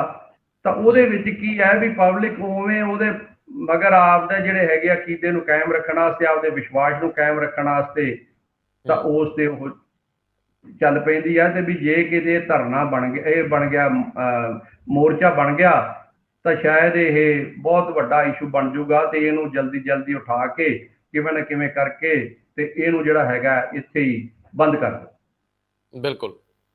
ਤਾਂ ਉਸ ਤੋਂ ਬਾਅਦ ਜਿਹੜੀ ਰੰਧਾਵਾ ਸਾਹਿਬ ਹੁਣ ਤੁਸੀਂ ਗੱਲ ਕੀਤੀ ਸੀਗੀ ਬਈ ਜੱਜਮੈਂਟ ਜਿਹੜੀ ਆਈ, ਜੱਜਮੈਂਟ ਜਿਹੜੀ ਆਈ ਆ, ਦੇਖੋ ਨਾ ਤਾਂ ਉਸ ਤੇ ਜੱਜਮੈਂਟ ਤੇ ਕਮੈਂਟ ਮੈਂ ਇਉਂ ਹੀ ਨਹੀਂ ਕਰ ਸਕਦਾ, ਹੋਰ ਵੀ ਕੋਈ ਆਦਮੀ ਕੋਈ ਲਾ ਅਬਾਈਡਿੰਗ ਜਿਹੜਾ ਇਉਂ ਨਹੀਂ ਕਰ ਸਕਦਾ, ਕਿਉਂਕਿ ਨਾ ਤਾਂ ਮੈਂ ਉੱਥੇ, ਮੈਂ ਆਪ ਖੁਦ ਹਾਜ਼ਰ ਸੀ। ਗੱਲ ਤਾਂ ਨਾ ਮੈਂ ਉਹ ਪਲੀਡਿੰਗਸ ਜਿਹੜੀਆਂ ਹੈਗੀਆਂ ਜਾਂ ਉੱਥੇ ਕਿਹੜੇ ਕਿਹੜੇ ਡਾਕੂਮੈਂਟ ਸੀ ਜਾਂ ਉੱਥੇ ਆਰਗੂਮੈਂਟਸ ਕਿਵੇਂ ਹੋਈਆਂ ਸੀ, ਉਹਦੇ ਬਾਰੇ ਉਹ ਤਾਂ ਮਾਣਯੋਗ ਅਦਾਲਤ ਨੂੰ ਪਤਾ ਹੈ, ਜਾਂ ਜਿਹੜੇ ਉੱਥੇ ਕੋਈ ਪਟੀਸ਼ਨਰ ਹੈਗਾ ਜਾਂ ਪਟੀਸ਼ਨਰ ਦੇ ਵਕੀਲ ਹੈਗੇ ਆ, ਜਾਂ ਜਿਹੜੇ ਰਿਸਪੋਂਡੈਂਟਸ ਹੈਗੇ ਆ, ਜਾਂ ਜਿਹੜੇ ਰਿਸਪੋਂਡੈਂਟਸ ਦੇ ਵਕੀਲ ਹੈਗੇ ਆ, ਜਾਂ ਉਹਨਾਂ 'ਚ ਜਿਹੜੇ ਇਨ ਪਰਸਨ ਪਾਰਟੀ ਹੈਗੇ ਆ, ਉਹਨਾਂ ਨੂੰ ਪਤਾ, ਉਹ ਇਹਦੇ ਬਾਰੇ ਬਹੁਤਾ ਦੱਸ ਸਕਦੇ ਆ। ਪਰ ਮੈਂ ਇੱਕ ਗੱਲ ਦੱਸਣੀ ਚਾਹੁੰਦਾ ਹੈ ਵੀ ਜਿਹੜੀਆਂ ਆਮ ਤੌਰ ਤੇ ਕੀ ਹੁੰਦਾ ਨਾ, ਵੀ ਜਿਹੜੀ ਪ੍ਰੀਵੀਅਸ ਸਟੇਟਮੈਂਟ ਹੈ ਜੀ, ਜਿਵੇਂ ਪ੍ਰੀਵੀਅਸ ਸਟੇਟਮੈਂਟ ਮਾਣਯੋਗ ਅਦਾਲਤ ਕਹਿੰਦੀ ਹੈ ਵੀ ਜਿਹੜਾ ਇਹਦੇ 'ਚ ਕੰਟਰਾਡਿਕਸ਼ਨ ਹੈਗੀ ਹੈ, ਵੀ ਇੱਕ ਪ੍ਰੀਵੀਅਸ ਸਟੇਟਮੈਂਟ ਕਮਿਸ਼ਨ ਕੋਲੇ ਅੱਡ ਹੈ, ਉਸੇ ਹੀ ਗਵਾਹ ਨੇ ਜਿਹੜੀ ਸਬਸੀਕੁਐਂਟ SIT ਕੋਲੇ ਸਟੇਟਮੈਂਟ ਦਿੱਤੀ ਹੈ ਉਹ ਅੱਡ ਹੈ, ਉਹ ਕੰਟਰਾਡਿਕਟਰੀ ਹੈ ਜੀ ਜੀ। ਉਹਨਾਂ ਸਟੇਟਮੈਂਟਸ ਨੂੰ ਜਿਹੜਾ ਹੈਗਾ ਕੰਟਰਾਡਿਕਟਰੀ ਹੈ, ਤੇ ਇਉਂ ਹੈ ਵੀ ਇਹ ਕਿਵੇਂ ਉਹ ਰੀਕਨਸਾਈਲ ਕਰਦੀਆਂ ਜੀ। ਇਹਦੇ ਤੇ ਰੰਧਾਵਾ ਸਾਹਿਬ ਮੈਂ, ਕਿਉਂਕਿ ਉੱਥੇ ਮੇਰੇ ਕੋਲ ਨਾ ਤਾਂ ਉਹ ਸਟੇਟਮੈਂਟ ਹੈ ਵੀ ਜਿਹੜੀ ਕਮਿਸ਼ਨ ਦੇ ਕੋਲ ਸੀ, ਜਿਹੜੀ ਉੱਥੇ ਨਾਲ ਲੱਗੀ ਹੋਈ ਹੈ ਪਟੀਸ਼ਨਰ ਨੇ ਲਾਈ ਹੈ, ਜਾਂ ਜਿਹੜੀ ਸਬਸੀਕੁਐਂਟ ਸਟੇਟਮੈਂਟ ਜਿਹੜੀ ਹੈਗੀ ਆ SIT ਨੇ ਰਿਕਾਰਡ ਕੀਤੀ ਆ ਉਹ ਲੱਗੀ ਹੋਈ ਆ, ਉਹਨਾਂ 'ਚ ਕੀ ਕੰਟਰਾਡਿਕਸ਼ਨ ਹੈ ਉਹ ਕਿਤੇ ਨਹੀਂ ਪਤਾ ਲੱਗਦਾ ਵੀ ਕੋਈ ਇੰਪਰੂਵਮੈਂਟ ਹੈ ਜਾਂ ਕੰਟਰਾਡਿਕਸ਼ਨ ਹੈ, ਜਾਂ ਕਿੱਡੀ ਕੁ ਕੰਟਰਾਡਿਕਸ਼ਨ ਹੈ, ਵਿਚ goes to the route of the case. ਤਾਂ ਉਹਦੇ ਵਿੱਚ ਦੀ ਬੈਸਟ ਜਿਹੜੇ ਹੈਗੇ ਆ ਪਰਸਨਸ ਉਹ ਰਿਵੀਲ ਕਰ ਸਕਦੇ ਆ, ਉਹ what the reasons best known to them, ਉਹ ਤਾਂ ਕਰ ਨਹੀਂ ਰਹੇਗੇ। ਤੇ ਕਿਉਂਕਿ ਜਿਹੜੀ ਪ੍ਰੀਵੀਅਸ ਸਟੇਟਮੈਂਟ ਹੈ, ਜੇ ਵੈਸੇ ਆਪਾਂ ਗੱਲ ਕਰੀਏ, ਸਧਾਰਨ ਗੱਲ ਕਰੀਏ, ਤਾਂ ਪ੍ਰੀਵੀਅਸ ਸਟੇਟਮੈਂਟ ਦੀ ਆਪਣੇ ਆਪ ਦੇ ਵਿੱਚ ਇਪਸੋ ਫੈਕਟੋ ਕੋਈ ਵੈਲਿਊ ਨਹੀਂ ਹੁੰਦੀ ਜੀ। ਉਹਦੀ ਵੈਲਿਊ ਜਿਹੜਾ ਆਪਣਾ ਸ਼ਹਾਦਤ ਦਾ ਕਾਨੂੰਨ ਹੈ, ਐਵੀਡੈਂਸ ਐਕਟ ਹੈਗਾ, ਉਹਦੀ ਦਫਾ 145 ਹੈਗੀ ਹੈ। ਉਹਦੇ ਵਿੱਚ ਜਿਹੜਾ ਵਿਟਨੈਸ ਕੋਰਟ ਦੇ ਵਿੱਚ ਗਵਾਹੀ ਦੇਣ ਆਉਂਦਾ ਹੈ, ਜੇ ਉਹਦੀ ਕਿਤੇ ਕੋਈ ਪ੍ਰੀਵੀਅਸ ਸਟੇਟਮੈਂਟ ਹੈਗੀ ਹੈ ਤਾਂ ਉਹਨੂੰ ਕੰਟਰਾਡਿਕਟ ਕਰਨ ਵਾਸਤੇ ਉਹਨੂੰ ਪੁੱਟ ਕੀਤੀ ਜਾ ਸਕਦੀ ਹੈ ਜੀ, ਵੀ ਉੱਥੇ ਤੂੰ ਇਹ ਗੱਲ ਕਹੀ ਸੀ, ਅੱਜ ਤੂੰ ਇਹ ਗੱਲ ਕਹਿ ਰਿਹਾ। ਬਿਲਕੁਲ, ਵੀ ਤੇਰੀ ਪਹਿਲੀ ਗੱਲ ਠੀਕ ਹੈ, ਜੇ ਅੱਜ ਵਾਲੀ ਗੱਲ ਠੀਕ ਹੈ, ਬਿਲਕੁਲ। ਤਾਂ ਫਿਰ ਕੀ ਉਹ ਵਿਟਨੈਸ ਨੂੰ ਅਦਾਲਤ ਦੇ ਵਿੱਚ ਨਾ ਇੱਕ ਮੌਕਾ ਮਿਲਦਾ ਉਹਨੂੰ ਐਕਸਪਲੇਨ ਕਰਨ ਦਾ। ਉਹ ਐਕਸਪਲੇਨੇਸ਼ਨ ਦਿੰਦਾ ਹੈ ਜੀ ਵੀ ਪਹਿਲੀ ਸਟੇਟਮੈਂਟ ਮੈਂ ਕਿਸ ਹਾਲਾਤ 'ਤੇ ਦਿੱਤੀ ਸੀ, ਹੁਣ ਵਾਲੀ ਸਟੇਟਮੈਂਟ ਕਿਸ ਹਾਲਾਤ 'ਤੇ ਦਿੱਤੀ ਹੈ, ਜਾਂ ਮੇਰਾ ਕੋਈ ਲੈਪਸ ਆਫ ਮੈਮਰੀ ਹੈ, ਜਾਂ ਮੇਰਾ ਜਿਹੜਾ ਆਬਜ਼ਰਵੇਸ਼ਨ ਦੀ ਗੱਲ ਹੈ ਇਹ ਉਹਦੇ ਕਰਕੇ ਫਰਕ ਆਇਆ। ਤਾਂ ਫਿਰ ਉਹ ਹੁੰਦਾ ਮਾਣਯੋਗ ਟ੍ਰਾਇਲ ਕੋਰਟ ਦੇ ਵਾਸਤੇ ਵੀ ਉਹਨੂੰ ਵੇਖਣਾ ਵੀ ਜਿਹੜੀ ਇਹ ਕੰਟਰਾਡਿਕਸ਼ਨ ਜਾਂ ਆਈ ਹੈ ਇਹ ਕਿਹੜੇ ਹਾਲਾਤਾਂ 'ਚ ਆਈ ਹੈ, ਉਹ ਇਸ ਕੇਸ ਦੇ ਫੈਕਟਸ ਦੇ ਮੁਤਾਬਕ ਕਿੰਨੀ ਕੁ ਮਦਈ ਵਾਸਤੇ ਘਾਤਕ ਹੈ ਤੇ ਕਿੰਨੀ ਕੁ ਮੁਲਜ਼ਮ ਵਾਸਤੇ ਫਾਇਦੇਮੰਦ ਹੈ ਜੀ। ਤੇ ਉਹ ਜਿਹੜੀ ਪ੍ਰੀਵੀਅਸ ਸਟੇਟਮੈਂਟ ਹੈਗੀ ਹੈ, ਉਸੇ ਹੀ ਜਿਹੜਾ ਐਵੀਡੈਂਸ ਐਕਟ ਹੈਗਾ ਹੈ ਉਹਦੀ ਦਫਾ ਦੇ ਮੁਤਾਬਕ 155 ਦੇ ਮੁਤਾਬਕ ਤਾਂ ਉਹਦਾ ਵਿਟਨੈਸ ਦਾ ਕ੍ਰੈਡਿਟ ਇੰਪੀਚ ਕੀਤਾ ਜਾ ਸਕਦਾ ਹੈ ਜੀ। ਤੇ ਜਾਂਦਾ ਹੈ ਵੀ ਤੂੰ ਕ੍ਰੈਡੀਬਿਲਿਟੀ ਤੇਰੀ ਹੈ ਨਹੀਂ ਗੀ। ਹਾਂ ਬਿਲਕੁਲ, ਤੂੰ ਗਵਾਹ ਬਣਨ ਦੇ ਕਾਬਿਲ ਹੀ ਨਹੀਂਗਾ, ਕਾਬਿਲ ਹੀ ਨਹੀਂਗਾ। ਤੇ ਪਰ ਫਿਰ ਵੀ ਜਿਹੜੀਆਂ ਮਾਣਯੋਗ ਅਦਾਲਤਾਂ ਹੈਗੀਆਂ, ਇਨ ਆਰਡਰ ਟੂ ਇੰਪਾਰਟ ਜਸਟਿਸ, ਇਹ ਨਹੀਂ ਹੁੰਦਾ ਵੀ ਜੇ ਕੋਈ ਵਿਟਨੈਸ ਨੇ ਕੋਈ ਇਹੋ ਜਿਹੀ ਸਟੇਟਮੈਂਟ ਦੇਤੀ ਆ ਉਹਦੀ ਸਾਰੀ ਜਿਹੜੀ ਟੈਸਟੀਮਨੀ ਆ, ਸਾਰੀ ਜਿਹੜੀ ਇਹਦੀ ਗਵਾਹੀ ਹੈਗੀ ਉਹਨੂੰ ਰੱਦ ਕੀਤਾ ਜਾਵੇ ਇਨ ਟੋਟੋ। ਉਹ ਫਿਰ ਵੀ ਉਹਦੇ ਵਿੱਚੋਂ ਵੇਖਦੀਆਂ ਵੀ ਕਿੰਨਾ ਕੁ ਜਿਹੜਾ ਪਾਰਟ ਹੈ ਰਿਲਾਇਬਲ ਹੈ, ਕਿੰਨਾ ਕੁ ਅਨਰਿਲਾਇਬਲ ਹੈ ਜੀ, ਕਿੰਨਾ ਕੁ ਪਾਰਟ ਜਿਹੜਾ ਦੂਜੀ ਐਵੀਡੈਂਸ ਜਿਹੜੀ ਫਾਈਲ ਤੇ ਹੈਗੀ ਆ ਉਹਦੇ ਨਾਲ ਮੇਲ ਖਾਂਦਾ ਹੈ, ਤਾਂ ਉਹਨੂੰ ਵਰਤਿਆ ਜਾਂਦਾ ਹੈ।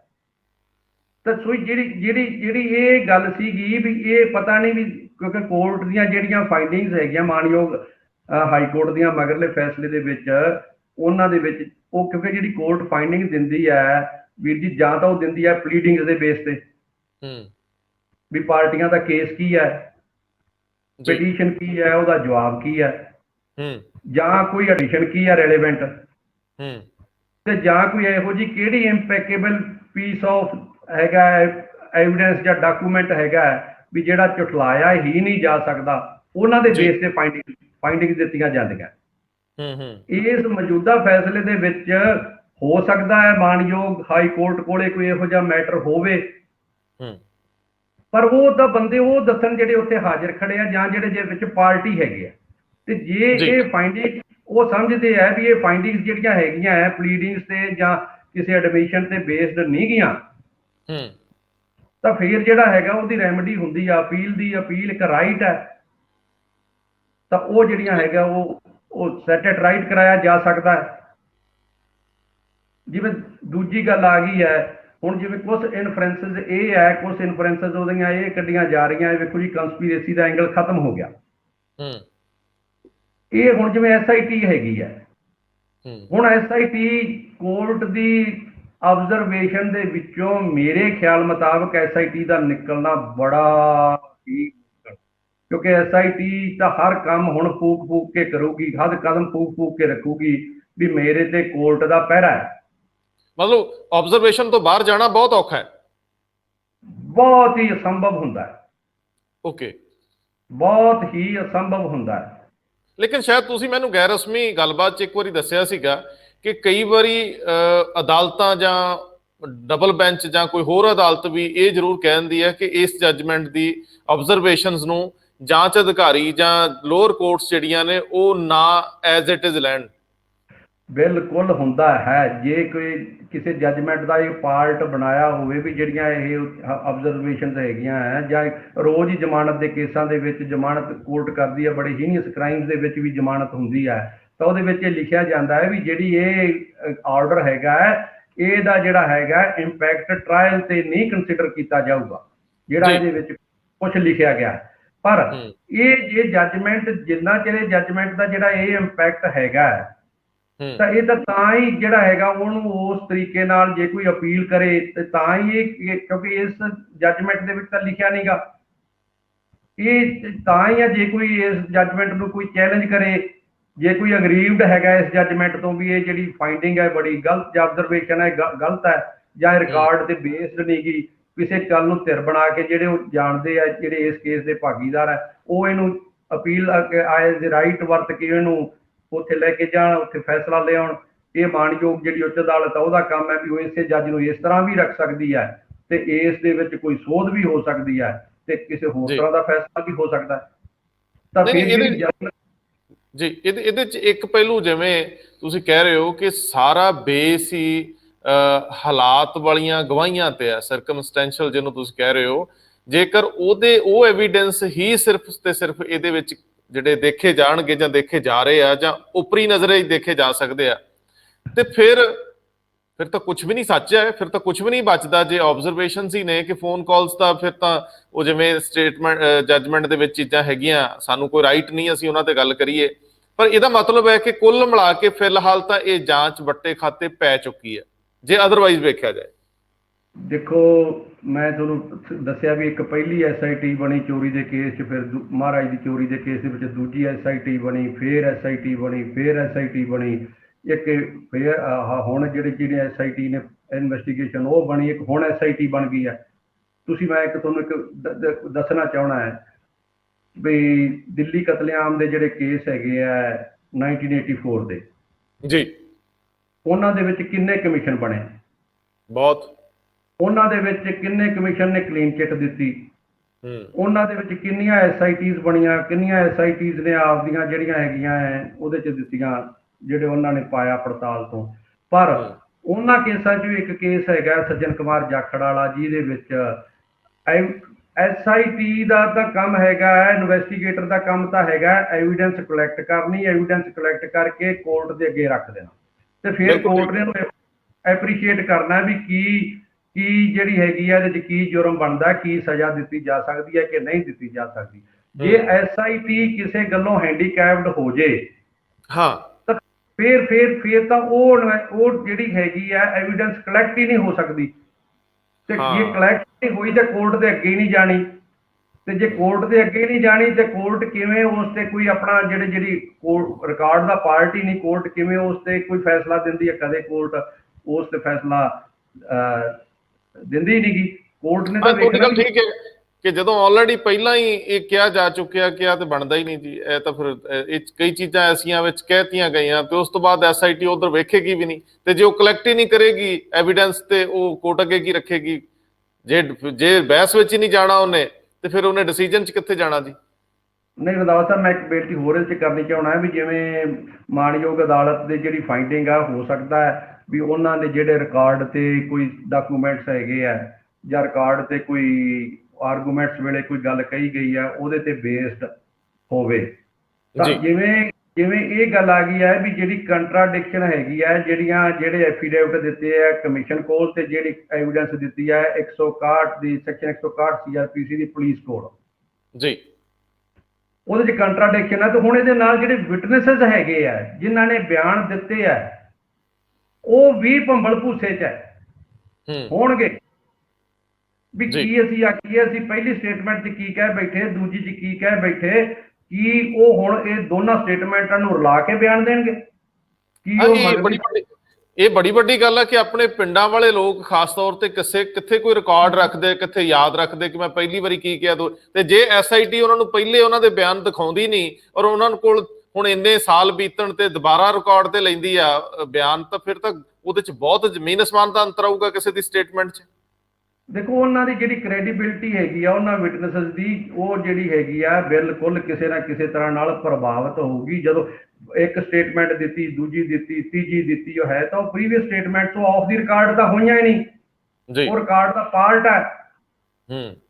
ਤਾਂ ਫਿਰ ਜਿਹੜਾ ਹੈਗਾ ਉਹਦੇ ਵਿੱਚ ਬੜਾ ਜਿਹੜੇ ਮੁਲਜ਼ਮ ਜਿਨ੍ਹਾਂ ਦੇ ਖਿਲਾਫ ਕੋਈ ਗੱਲ ਜਾ ਸਕਦੀ ਹੈ, ਉਹਨਾਂ ਨੂੰ ਬੜਾ ਇਸ ਗੱਲ ਦਾ ਬੈਨੀਫਿਟ ਮਿਲ ਜਾਂਦਾ ਹੈ ਵੀ ਜੀ ਵੇਖੋ, ਇਹ ਤਾਂ ਇਹਦਾ ਜਿਹੜਾ ਵਿਟਨੈਸ ਹੈਗਾ ਇਹਨੂੰ ਤਾਂ ਜਿਹੜਾ ਹੈਗਾ ਸੱਚ ਦਾ ਕੋਈ ਰਿਕਾਰਡ ਨਹੀਂਗਾ, ਕਦੇ ਕੁਛ ਕਹਿੰਦਾ, ਕਦੇ ਕੁਛ ਕਹਿੰਦਾ, ਕਦੇ ਕੁਛ ਕਹਿੰਦਾ ਨਹੀਂ। ਪਰ ਜਿਹੜੀ ਸਰ ਜਿਹੜੀ ਐਵੀਡੈਂਸ ਪਹਿਲੀ ਆ, ਜਿਵੇਂ ਮੰਨ ਲਓ ਕੁੰਵਰ ਵਿਜੇ ਪ੍ਰਤਾਪ ਵਾਲੀ SIT, ਜਿਹਨੂੰ ਅਸੀਂ ਚਲੋ ਕੁੰਵਰ ਵਾਲੀ ਕਹਿ ਲੈਂਦੇ ਹਾਂ, ਜਿਹੜੇ ਬਿਆਨ ਉਹਨਾਂ ਕੋਲ ਹੈ ਉਹ ਰਿਕਾਰਡ ਤਾਂ ਸਰਕਾਰ ਕੋਲ ਹੋਊਗਾ, ਕਿ ਨਵੀਂ SIT ਉਹਨਾਂ ਲੋਕਾਂ ਨੂੰ ਕਹੇਗੀ ਕਿ ਤੁਹਾਡੇ ਇਹ ਰਿਕਾਰਡ ਨੇ, ਇਹ ਬਿਆਨ ਨੇ, ਇਹਨਾਂ ਨਾਲ ਤੁਸੀਂ ਸਹਿਮਤ ਹੋ ਕਿ ਨਹੀਂ ਸਹਿਮਤ, ਜਾਂ ਉਹ ਬਿਲਕੁਲ ਫਿਰ ਨਵੇਂ ਸਿਰਿਓਂ ਕਰਨਗੇ? ਇਹ ਵੀ ਇੱਕ ਵੱਡਾ ਸਵਾਲ ਆ ਕਿ ਕੀ ਉਹਨਾਂ ਨੂੰ ਪਹਿਲਾਂ ਉਹਨਾਂ ਦਾ ਬਿਆਨ ਦਿਖਾਇਆ ਜਾ ਸਕਦਾ ਕਿ ਤੁਸੀਂ ਪਹਿਲੀ ਆ ਦਿੱਤਾ, ਹੁਣ ਇਹਦੇ ਬਾਰੇ ਤੁਸੀਂ ਕਾਇਮ ਹੋ ਕਿ ਨਹੀਂ ਕਾਇਮ? ਨਹੀਂ, ਉਹ ਇਹ ਤਾਂ ਨਹੀਂ ਕਹਿਣਗੇ ਵੀ ਤੁਸੀਂ ਇਹਦੇ ਤੇ ਕਾਇਮ ਹੋ ਕਿ ਨਹੀਂ ਕਹਿਣਗੇ। ਉਹ ਤਾਂ SIT ਮੇਰੇ ਖਿਆਲ ਮੁਤਾਬਕ ਤਾਂ ਕਹੂਗੀ ਵੀ ਤੁਸੀਂ ਕੋਈ ਦੱਸੋ, ਕੋਈ ਸਟੇਟਮੈਂਟ ਦੇਣੀ ਹੈ, ਤੁਸੀਂ ਆਪ ਦਾ ਜਿਹੜਾ ਪਹਿਲਾ ਸਟੇਟਮੈਂਟ ਹੈ ਇਹ ਉਹ ਕਹਿ ਵੀ ਸਕਦੇ ਵਿਟਨੈਸ ਵੀ ਮੈਨੂੰ ਦੱਸਿਆ ਜਾਏ ਜਿਹੜੀ ਮੇਰੀ ਪਹਿਲੀ ਸਟੇਟਮੈਂਟ ਹੈ। ਉਹ ਇਹ ਵੀ ਕਹਿ ਸਕਦਾ ਮੇਰੀ ਤਾਂ ਉਹੀ ਪੜ੍ਹੀ ਜਾਵੇ।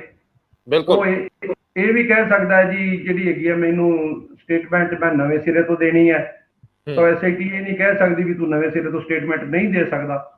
ਤਾਂ ਉਹਦੇ ਵਿੱਚ ਕੀ ਹੈ, ਇੱਕ ਵਿਟਨੈਸ ਜਿਹੜਾ ਇੱਕ ਗਵਾਹ ਹੈ, ਜਿਹੜਾ ਇੱਕ ਆਰਡੀਨਰੀ ਪਰਸਨ ਹੁੰਦਾ ਹੈ, ਉਹਨੂੰ ਬੜੀ ਘਬਰਾਹਟ ਹੋ ਜਾਂਦੀ ਹੈ ਵੀ ਇਹ ਕੀ ਬਣ ਗਿਆ, ਇਹ ਕੀ ਬਣ ਗਿਆ। ਤੇ ਜਿੱਥੇ ਕੋਈ ਘਬਰਾਹਟ ਵਾਲੀ ਗੱਲ ਆ ਜਾਂਦੀ ਹੈ ਤਾਂ ਉਹਦਾ ਨਤੀਜਾ ਬੜਾ ਹੋਰ ਹੋ ਜਾਂਦਾ ਹੈ, ਗਲਤੀ ਦੀ ਗੁੰਜਾਇਸ਼ ਵੱਧ ਜਾਂਦੀ। ਬਿਲਕੁਲ ਜੀ, ਬਿਲਕੁਲ। ਸੋ ਰੰਧਾਵਾ ਸਾਹਿਬ, ਮੈਂ ਤੁਹਾਡੇ ਕੋਲ ਜ਼ਿਕਰ ਕਰ ਰਿਹਾ ਸੀਗਾ ਇਸ ਤੋਂ ਗਾਂ ਵੀ ਜਿਵੇਂ ਹੁਣ ਮਾਣਯੋਗ ਅਦਾਲਤ ਦਾ ਫੈਸਲਾ ਹੈਗਾ ਵੀ ਇਹ ਕੀ ਹੁਣ ਇਹ ਤਾਂ ਹੁਣ SIT ਬੈਸਟ ਜੱਜ ਹੈ ਵੀ ਕੀ ਇਸ ਦਾ ਕੋਈ ਰਿਲੀਜੀਅਸ ਆਸਪੈਕਟ ਤੋਂ ਵੀ ਉਹ ਕਰੂਗੀ ਕਿ ਨਹੀਂ ਕਰੂਗੀ। ਕਿ ਜਿਹੜਾ ਉਸ ਜਿਹੜਾ ਸੀਗਾ ਜਿਹੜੇ ਬੰਦਿਆਂ ਨੇ ਸਰੂਪ ਚੋਰੀ ਕੀਤਾ ਜਾਂ ਜਿਹੜੀ ਕੋਈ ਕਿਸੇ ਸੰਸਥਾ ਨੇ ਇਸ਼ਤਿਹਾਰ ਲਵਾਏ ਜਾਂ ਜਿਹੜੀ ਕਿਸੇ ਸੰਸਥਾ ਇਨਵੋਲਵ ਹੋਈ, ਕਿ ਉਹਦੇ ਬਾਰੇ ਵੀ ਪੜਤਾਲ ਕਰ ਸਕੂਗੀ ਜੀ। ਕਿਉਂਕਿ ਜੇ ਆਪਾਂ ਇਹ ਦੋ ਗੱਲਾਂ ਮਾਈਨਸ ਕਰ ਦਈਏ ਵਿੱਚੋਂ, ਜਿਹੜੀ ਹੈਗੀ ਆ ਰਿਲੀਜੀਅਸ ਟੱਚ ਵੀ ਮਾਈਨਸ ਕਰ ਦਈਏ ਤਾਂ ਉਹਦੇ ਵਿੱਚੋਂ ਜਿਹੜਾ ਹੈਗਾ ਪੋਲੀਟੀਕਲ ਟੱਚ ਵੀ ਮਾਈਨਸ ਕਰ ਦਈਏ, ਤਾਂ ਫਿਰ ਇਹ ਮਹਿਜ਼ ਇੱਕ ਲਾ ਐਂਡ ਆਰਡਰ ਦਾ ਮਸਲਾ ਹੀ ਧਰਨਾ ਬਣ ਕੇ ਰਹਿ ਜਾਊਗਾ। ਤੇ ਲਾ ਐਂਡ ਆਰਡਰ ਦੇ ਧਰਨੇ ਤੇ ਜਿੰਨਾ ਕੁ ਕੁਛ ਹੁੰਦਾ ਉਹ ਆਪਣੇ ਸਾਹਮਣੇ SIT ਨੇ ਲਿਆ ਦੇਣਾ ਵੀ ਕੀ ਕੁਛ ਹੈਗਾ। ਹੁਣ ਗੱਲ ਤਾਂ ਇਹ ਹੈ ਜੀ ਸਰਦਾਰ ਸਾਹਿਬ, ਕਿਉਂਕਿ ਸਮਾਂ ਬੜਾ ਬੀਤ ਗਿਆ, ਅਸੀਂ ਅਗਲੇ ਐਪੀਸੋਡ 'ਚ ਤੁਹਾਡੇ ਤੋਂ ਇਹ ਜਾਣਾਂਗੇ ਕਿ ਜਿਹੜੀਆਂ 3 SITs ਨੇ, ਇੱਕ ਜਿਹੜੀ LK ਯਾਦਵ ਵਾਲੀ ਹੈ, ਇੱਕ SPS ਪਰਮਾਰ ਵਾਲੀ ਹੈਗੀ ਆ, ਔਰ ਤੀਜੀ ਜਿਹੜੀ ਹੁਣ ਨਵੀਂ ਬਣਾਈ ਗਈ ਹੈ IPS ਨੌ ਨਿਹਾਲ ਦੀ ਅਗਵਾਈ 'ਚ, ਨੌ ਨਿਹਾਲ ਸਿੰਘ ਦੀ ਅਗਵਾਈ 'ਚ। ਇਹ ਤਿੰਨਾਂ, ਕਿਉਂਕਿ ਕੋਟਕਪੂਰੇ ਲਈ ਜਿਹੜਾ ਤੁਸੀਂ ਅੱਜ ਜ਼ਿਆਦਾ ਡਿਸਕਸ ਕੀਤਾ ਉਹ ਹੈਗਾ ਕੋਟਕਪੂਰੇ ਵਾਲਾ ਮਾਮਲਾ, ਜਿਹਦੇ ਉੱਤੇ ਮਾਣਯੋਗ ਹਾਈ ਕੋਰਟ ਦਾ ਇੱਕ ਜੱਜਮੈਂਟ ਆ ਜਾਂਦੀ। ਇੱਕ ਮਸਲਾ ਹੈਗਾ ਬਹਿਬਲ ਕਲਾਂ ਦਾ, ਜਿੱਥੇ 2 ਵਿਅਕਤੀ ਮਾਰੇ ਜਾਂਦੇ ਆ, ਤੇ ਇੱਕ ਹੈਗਾ ਜਿਹੜੀ ਖੱਟੜੇ ਵਾਲੀ ਸੀ ਉਹਦੀ ਜਗ੍ਹਾ ਪਰਮਾਰ ਨੂੰ ਲਾਇਆ ਗਿਆ ਕਿ ਉਹ ਸਰੂਪ ਚੋਰੀ ਹੋਣ ਤੋਂ ਲੈ ਕੇ ਉੱਥੋਂ ਸਾਰੀਆਂ ਘਟਨਾਵਾਂ, ਇਹਨਾਂ ਨੂੰ ਅਸੀਂ ਸੀਕੁਐਂਸ ਦੇ ਵਿੱਚ ਵਿਸਥਾਰ ਦੇ ਵਿੱਚ ਤੁਹਾਡੇ ਤੋਂ ਲਵਾਂਗੇ। ਇੱਥੇ ਹੁਣ ਜਾਂਦੇ ਜਾਂਦੇ ਕੀ ਕਮੈਂਟ ਦੇਣਾ ਚਾਹੁੰਦੇ ਹੋ ਜਿਹੜੀ ਅੱਜ ਦੀ ਸਾਡੀ ਗੱਲਬਾਤ ਹੈ? ਰੰਧਾਵਾ ਸਾਹਿਬ, ਮੈਂ ਤਾਂ ਇੱਕੋ ਹੀ ਜਿਹੜੀ ਗੱਲ ਕਰਨੀ ਚਾਹਣਾ ਹੈ ਉਹ ਵੀ ਜਿਹੜੇ ਬਹੁਤ ਹੀ ਜ਼ਿਆਦਾ ਸ਼ਾਤਰ ਹੁੰਦੇ ਆ, ਮੈਨੂੰ ਇੱਕ ਮਿੰਟ ਦਿਓ, ਤਾਂ ਜਦੋਂ ਕੋਈ ਇਹਨਾਂ ਚੀਜ਼ਾਂ ਦੇ ਨਤੀਜੇ ਨਹੀਂ ਨਿਕਲਦੇ ਤਾਂ ਉਹ ਬੜੇ ਦਲੇਰ ਹੋ ਜਾਂਦੇ ਜੀ, ਬੜੇ ਦਲੇਰ ਹੋ ਕੇ ਤੇ ਫਿਰ ਉਹ ਕੀਤਾ ਜਾਂਦਾ ਵੀ ਸਾਡਾ ਤਾਂ ਇਹਦੇ 'ਚ ਜਿਹੜਾ ਹੈਗਾ ਜੀ ਦੱਸੋ ਜੀ ਕੀ ਗੱਲ ਹੈਗੀ ਹੈ ਕੀ ਨਹੀਂ ਹੈਗੀ। ਮੈਂ ਤਾਂ ਇੱਕੋ ਹੀ ਗੱਲ ਦੱਸਣੀ ਚਾਹੁੰਦਾ, ਛੋਟੀ ਜੀ ਇਹ ਘਟਨਾਵਾਂ ਕਿਉਂ ਵਾਪਰਦੀਆਂ। ਇੱਕ ਮੇਰੇ ਜਿਹੜੇ ਮੈਂਟਰ ਸੀ ਉਹਨਾਂ ਨੇ ਇੱਕ ਗੱਲ ਸੁਣਾਈ ਵੀ 1965 ਦੀ ਇੱਕ ਵਾਰ ਜਦੋਂ ਲੱਗੀ ਸੀ ਤੇ ਸਾਡੇ ਪਿੰਡ ਦਾ ਇੱਕ ਫੌਜੀ ਵਾਰ ਤੋਂ ਬਾਅਦ ਆਇਆ, ਉਹ ਇਨਫੈਂਟਰੀ ਸੀਗਾ ਤੇ ਸਾਡੀ ਸੱਥ 'ਚ ਬੈਠਾ ਸੀ ਤੇ ਬਜ਼ੁਰਗ ਉਹਦੇ ਨਾਲ ਗੱਲਾਂ ਕਰੀ ਜਾਂਦੇ ਸੀ। ਕਹਿੰਦੇ ਉਦੋਂ ਮੇਰੀ ਉਮਰ ਵੀ ਛੋਟੀ ਸੀ, ਮੈਂ ਵੀ ਉੱਥੇ ਜਾ ਕੇ ਬਹਿ ਗਿਆ ਤਾਂ ਉਹਨੂੰ ਪੁੱਛ ਰਹੇ ਸੀ ਵੀ ਤੁਸੀਂ ਫੌਜੀਆ ਕਿਵੇਂ ਲੜਾਈ ਲੜਦੇ ਆ, ਕਿਵੇਂ ਫਾਇਰ ਕਰਦੇ ਹੋ? ਕਹਿੰਦਾ ਜੀ ਅਸੀਂ ਤਾਂ ਮੋਰਚਿਆਂ 'ਚ ਬੈਠੇ ਹੁੰਦੇ ਆ, OP ਕਹਿੰਦਾ ਫਾਇਰ, ਅਸੀਂ ਉਸੇ ਡਾਇਰੈਕਸ਼ਨ 'ਚ ਫਾਇਰ ਕਰ ਦਿੰਦੇ ਆ।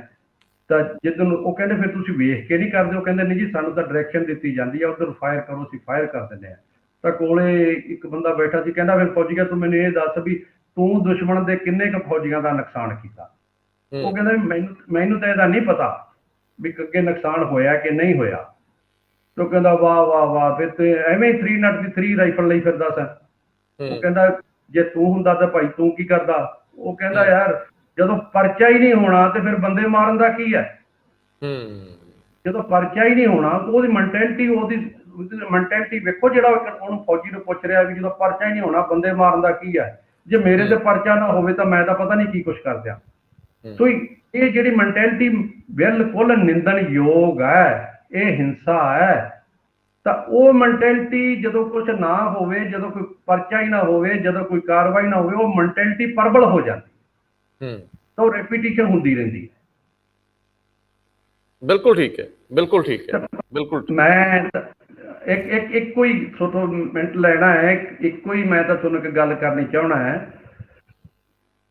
दामन पे कोई छींक न खंजर पे कोई दाग, तुम कत्ल करे हो कि करामात करे हो। वाह, ਇੰਨੀ ਕੁ ਗੱਲ ਹੈ ਬਸ, ਇਹਦੇ ਚ ਹੀ ਸਾਰਾ ਕੁਝ ਹੈ, ਸਾਰਾ ਕੁਝ ਹੈ। ਚਲੋ ਇਸ ਤੇ ਅੱਗੇ ਗੱਲ ਕਰਾਂਗੇ, ਪਰ ਮੈਨੂੰ ਅਜੇ ਵੀ ਲੱਗਦਾ ਕਿ ਅਸੀਂ ਚੀਜ਼ਾਂ ਕਲੀਅਰ ਨਹੀਂ ਕਰ ਪਾਏ, ਅਜੇ ਕਲੀਅਰ ਹੋਣੀਆਂ ਕਿ ਜਦੋਂ ਗੋਲੀ ਚੱਲਦੀ ਹੈ, 2 ਬੰਦੇ ਮਰਦੇ ਆ, ਪੁਲਿਸ ਅਣਪਛਾਤੀ ਕਿਉਂ ਰਹਿ ਜਾਂਦੀ ਆ, ਇੰਨੇ ਸਾਲ ਕਿਉਂ ਲੱਗ ਜਾਂਦੇ ਆ ਜਾਂਚ ਨੂੰ। ਉਹ ਸੈਕੰਡ ਆਸਪੈਕਟ ਹੈ। ਮੈਂ ਤਾਂ ਹਜੇ ਤੱਕ ਸਿਰਫ ਕਿਉਂਕਿ ਮੇਨ ਮਸਲਾ ਮੁੱਦਾ ਜਿਹੜਾ ਜੇ ਕੋਟਕਪੂਰੇ ਵਾਲਾ ਗੱਲ ਨਿਕਲ ਜਾਂਦੀ ਹੈ ਨਾ, ਕੋਟਕਪੂਰੇ ਵਾਲੀ ਜੀ, ਤਾਂ ਇਹਦੇ ਵਿੱਚ ਜਿਹੜੇ ਹੈਗੇ ਉਹ ਤਾਂ ਉੱਥੇ ਜਿੱਥੇ ਉਹ ਹੈਗਾ ਉੱਥੇ ਤਾਂ ਜਾ ਕੇ ਉਹਨਾਂ ਦਾ ਇੰਡੀਵਿਜੂਅਲ ਐਕਟ ਜ਼ਿੰਮੇਵਾਰ ਹੋ ਜਾਊਗਾ ਜਿਹੜੇ ਬੰਦਿਆਂ ਨੇ ਕੀਤਾ। ਬਿਲਕੁਲ ਠੀਕ ਹੈ, ਬਿਲਕੁਲ ਠੀਕ ਹੈ, ਬਿਲਕੁਲ ਠੀਕ ਹੈ। ਇਹਦੇ ਵਿੱਚ ਜਿਹੜਾ ਐਕਟ ਹੈਗਾ ਨਾ, ਇਹਦੇ ਵਿੱਚ ਹੋਰ ਹੈ, ਇਹਦੇ ਵਿੱਚ ਹੋਰ ਹੈਗਾ, ਬੜੀ ਗੱਲ ਹੋਰ ਹੈ, ਤਾਂ ਹੀ ਇਹਦੇ ਤੇ ਬੜਾ ਜ਼ੋਰ ਦਿੱਤਾ ਜਾ ਰਿਹਾ ਕੋਟਕਪੂਰੇ ਵਾਲੇ ਤੇ। ਬਿਲਕੁਲ ਠੀਕ ਹੈ, ਬਿਲਕੁਲ ਠੀਕ ਹੈ।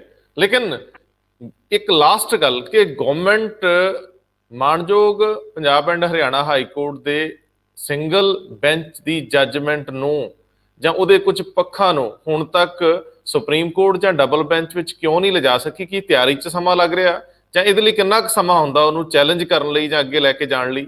ਜਾਂ ਜੇਕਰ ਤੁਸੀਂ ਸਹਿਮਤੀ ਦਿੱਤੀ ਹੋਵੇ ਜੱਜਮੈਂਟ ਤੋਂ ਪਹਿਲਾਂ, ਜਿਵੇਂ ਕਿਹਾ ਜਾ ਰਿਹਾ ਕਿ ਪੁੱਛਿਆ ਗਿਆ ਸੀ ਕਿ 3 ਆਪਸ਼ਨ ਚੋਂ ਕਿਹੜੀ ਚੁਣਨੀ ਜੇ ਆਪ ਚੁਣ ਲਈ, ਕੀ ਅੱਗੇ ਹੱਕ ਵੀ ਹੈਗਾ ਇਹਨਾਂ ਕੋਲ ਅੱਗੇ ਜਾਣ ਦਾ ਕਿ ਨਹੀਂ?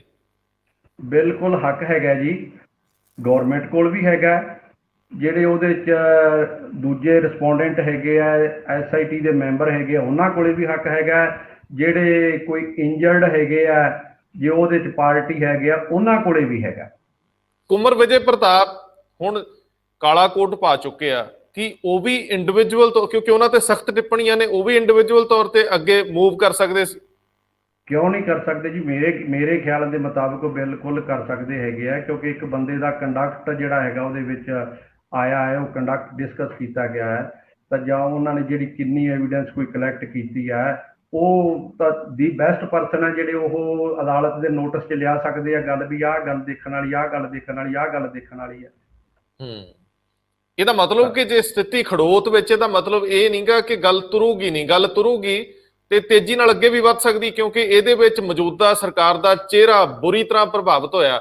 ਤੇ ਕੋਈ ਪੋਲੀਟੀਸ਼ੀਅਨ ਜਿਹੜਾ ਇਤਿਹਾਸ ਨੂੰ ਜਾਣਦਾ ਹੋਵੇ, ਕੈਪਟਨ ਅਮਰਿੰਦਰ ਸਿੰਘ ਲਿਖਣ ਪੜ੍ਹਨ ਵੱਲ ਵੀ ਰੁਚਿਤ ਹੈ, ਉਹ ਆਪਣੀ ਆਖਰੀ ਇਨਿੰਗ ਵਰਗੀ ਇਨਿੰਗ ਦੇ ਵਿੱਚ ਪੂਰੀ ਤਰ੍ਹਾਂ ਫਲॉप ਜਾਂ ਫੇਲ ਨਹੀਂ ਹੋਣਾ ਚਾਹਣਗੇ, ਉਹ ਆਪਣੀ ਫੇਸ ਸੇਵਿੰਗ ਕਰਨਗੇ। ਤੁਹਾਨੂੰ ਲੱਗਦਾ ਅਗਲੇ ਦਿਨਾਂ ਦੇ ਵਿੱਚ ਸਰਕਾਰ ਤਿੱਖੇ ਤੌਰ ਦੇ ਵਿੱਚ ਇਸ ਮਾਮਲੇ 'ਚ ਅੱਗੇ ਵਧੂਗੀ?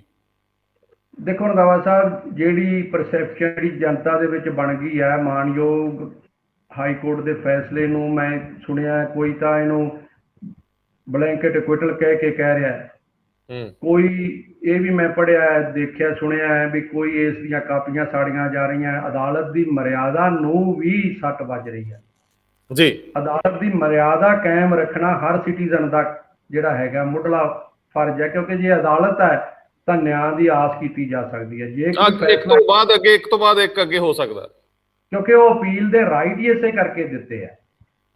ਤੇ ਉਹ ਤਾਂ ਕਿਉਂਕਿ ਜਿਹੜੀ ਅਪੀਲ ਕਰਨੀ ਹੁੰਦੀ ਆ, ਉਹ ਇਹ ਨਹੀਂ ਹੁੰਦੀ ਵੀ ਤੁਸੀਂ ਖਾਸ ਕਿਸੇ ਪ੍ਰੈਜ਼ਾਈਡਿੰਗ ਅਫਸਰ ਦੇ ਖਿਲਾਫ ਕੋਈ ਅਪੀਲ ਕਰ ਰਹੇ ਆ, ਕੋਈ ਕਰ ਰਹੇ ਆ, ਉਹ ਤਾਂ ਇੱਕ ਫੈਸਲੇ ਦੇ ਖਿਲਾਫ ਅਪੀਲ ਹੁੰਦੀ ਹੈ। ਤੇ ਰੋਜ਼ ਆਪਾਂ ਦੇਖਦੇ ਆ ਵੀ ਥੱਲੇ ਐਕੁਇਟਲ ਹੋ ਜਾਂਦੀ ਹੈ। ਦਿੱਲੀ ਵਾਲਾ ਕੇਸ ਹੈ, ਥੱਲੇ ਜਿਹੜੀ ਹੈਗੀ ਹੈ ਟ੍ਰਾਇਲ ਕੋਰਟ ਨੇ ਕੁਇਟ ਕਰ ਦਿੱਤਾ ਸੀ ਸੱਜਣ ਕੁਮਾਰ ਨੂੰ, ਦਿੱਲੀ ਹਾਈ ਕੋਰਟ ਨੇ ਉਹਨੂੰ ਸਜ਼ਾ ਕਰ ਦਿੱਤੀ ਹੈ, ਕਿਉਂਕਿ ਅਦਾਲਤਾਂ ਦੇ ਫੈਸਲੇ ਜਿਹੜੇ ਹੈਗੇ ਆ ਉਹ ਸੁਪੀਰੀਅਰ ਕੋਰਟ ਦਾ ਲਾਗੂ ਹੋਣਾ ਹੁੰਦਾ।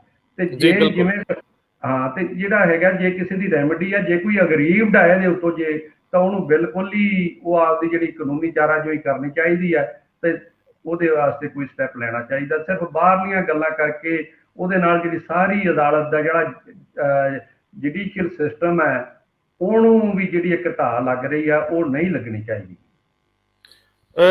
ਅਗਲੀ ਵਾਰੀ ਇਹ ਵੀ ਗੱਲ ਜ਼ਰੂਰ ਕਰਾਂਗੇ ਕਿ ਆਖਰ ਇੱਕ ਪਾਰਟੀ ਜਿਹੜੀ ਉਦੋਂ ਸੱਤਾ 'ਚ ਸੀਗੀ, ਉਹਦੇ ਅਹਿਮ ਲੋਕ ਇਸ ਗੱਲ ਦੇ ਉੱਤੇ ਥੋੜੀ ਖੁਸ਼ੀ ਵੀ ਜ਼ਾਹਰ ਕਰ ਰਹੇ ਸੀ ਕਿ ਸਾਡੇ ਤੇ ਬੇਸਲੈਸ ਐਲੀਗੇਸ਼ਨ ਲਾਏ ਜਾਂਦੇ ਰਹੇ। ਹੁਣ ਸਾਨੂੰ ਕੋਰਟ ਦੇ ਵਿੱਚੋਂ ਰਾਹਤ ਮਿਲ ਗਈ ਜਾਂ ਸ਼ੀਸ਼ਾ ਵਿਖਾਤਾ ਗਿਆ ਕਿ ਇਹ ਸਭ ਕੁਝ ਗਲਤ ਆਧਾਰਾਂ ਤੇ ਹੋ ਰਿਹਾ ਸੀਗਾ। ਇਹਦੇ ਤੇ ਵੀ ਅਸੀਂ ਗੱਲ ਕਰਾਂਗੇ ਤੇ ਹੋਰ ਮੁੱਦਿਆਂ ਤੇ ਵੀ। ਸਰਦਾਰ ਸਾਹਿਬ ਬਹੁਤ ਮਿਹਰਬਾਨੀ। ਮਿਹਰਬਾਨੀ ਜੀ, ਥੈਂਕ ਯੂ, ਸਤਿ ਸ਼੍ਰੀ ਅਕਾਲ।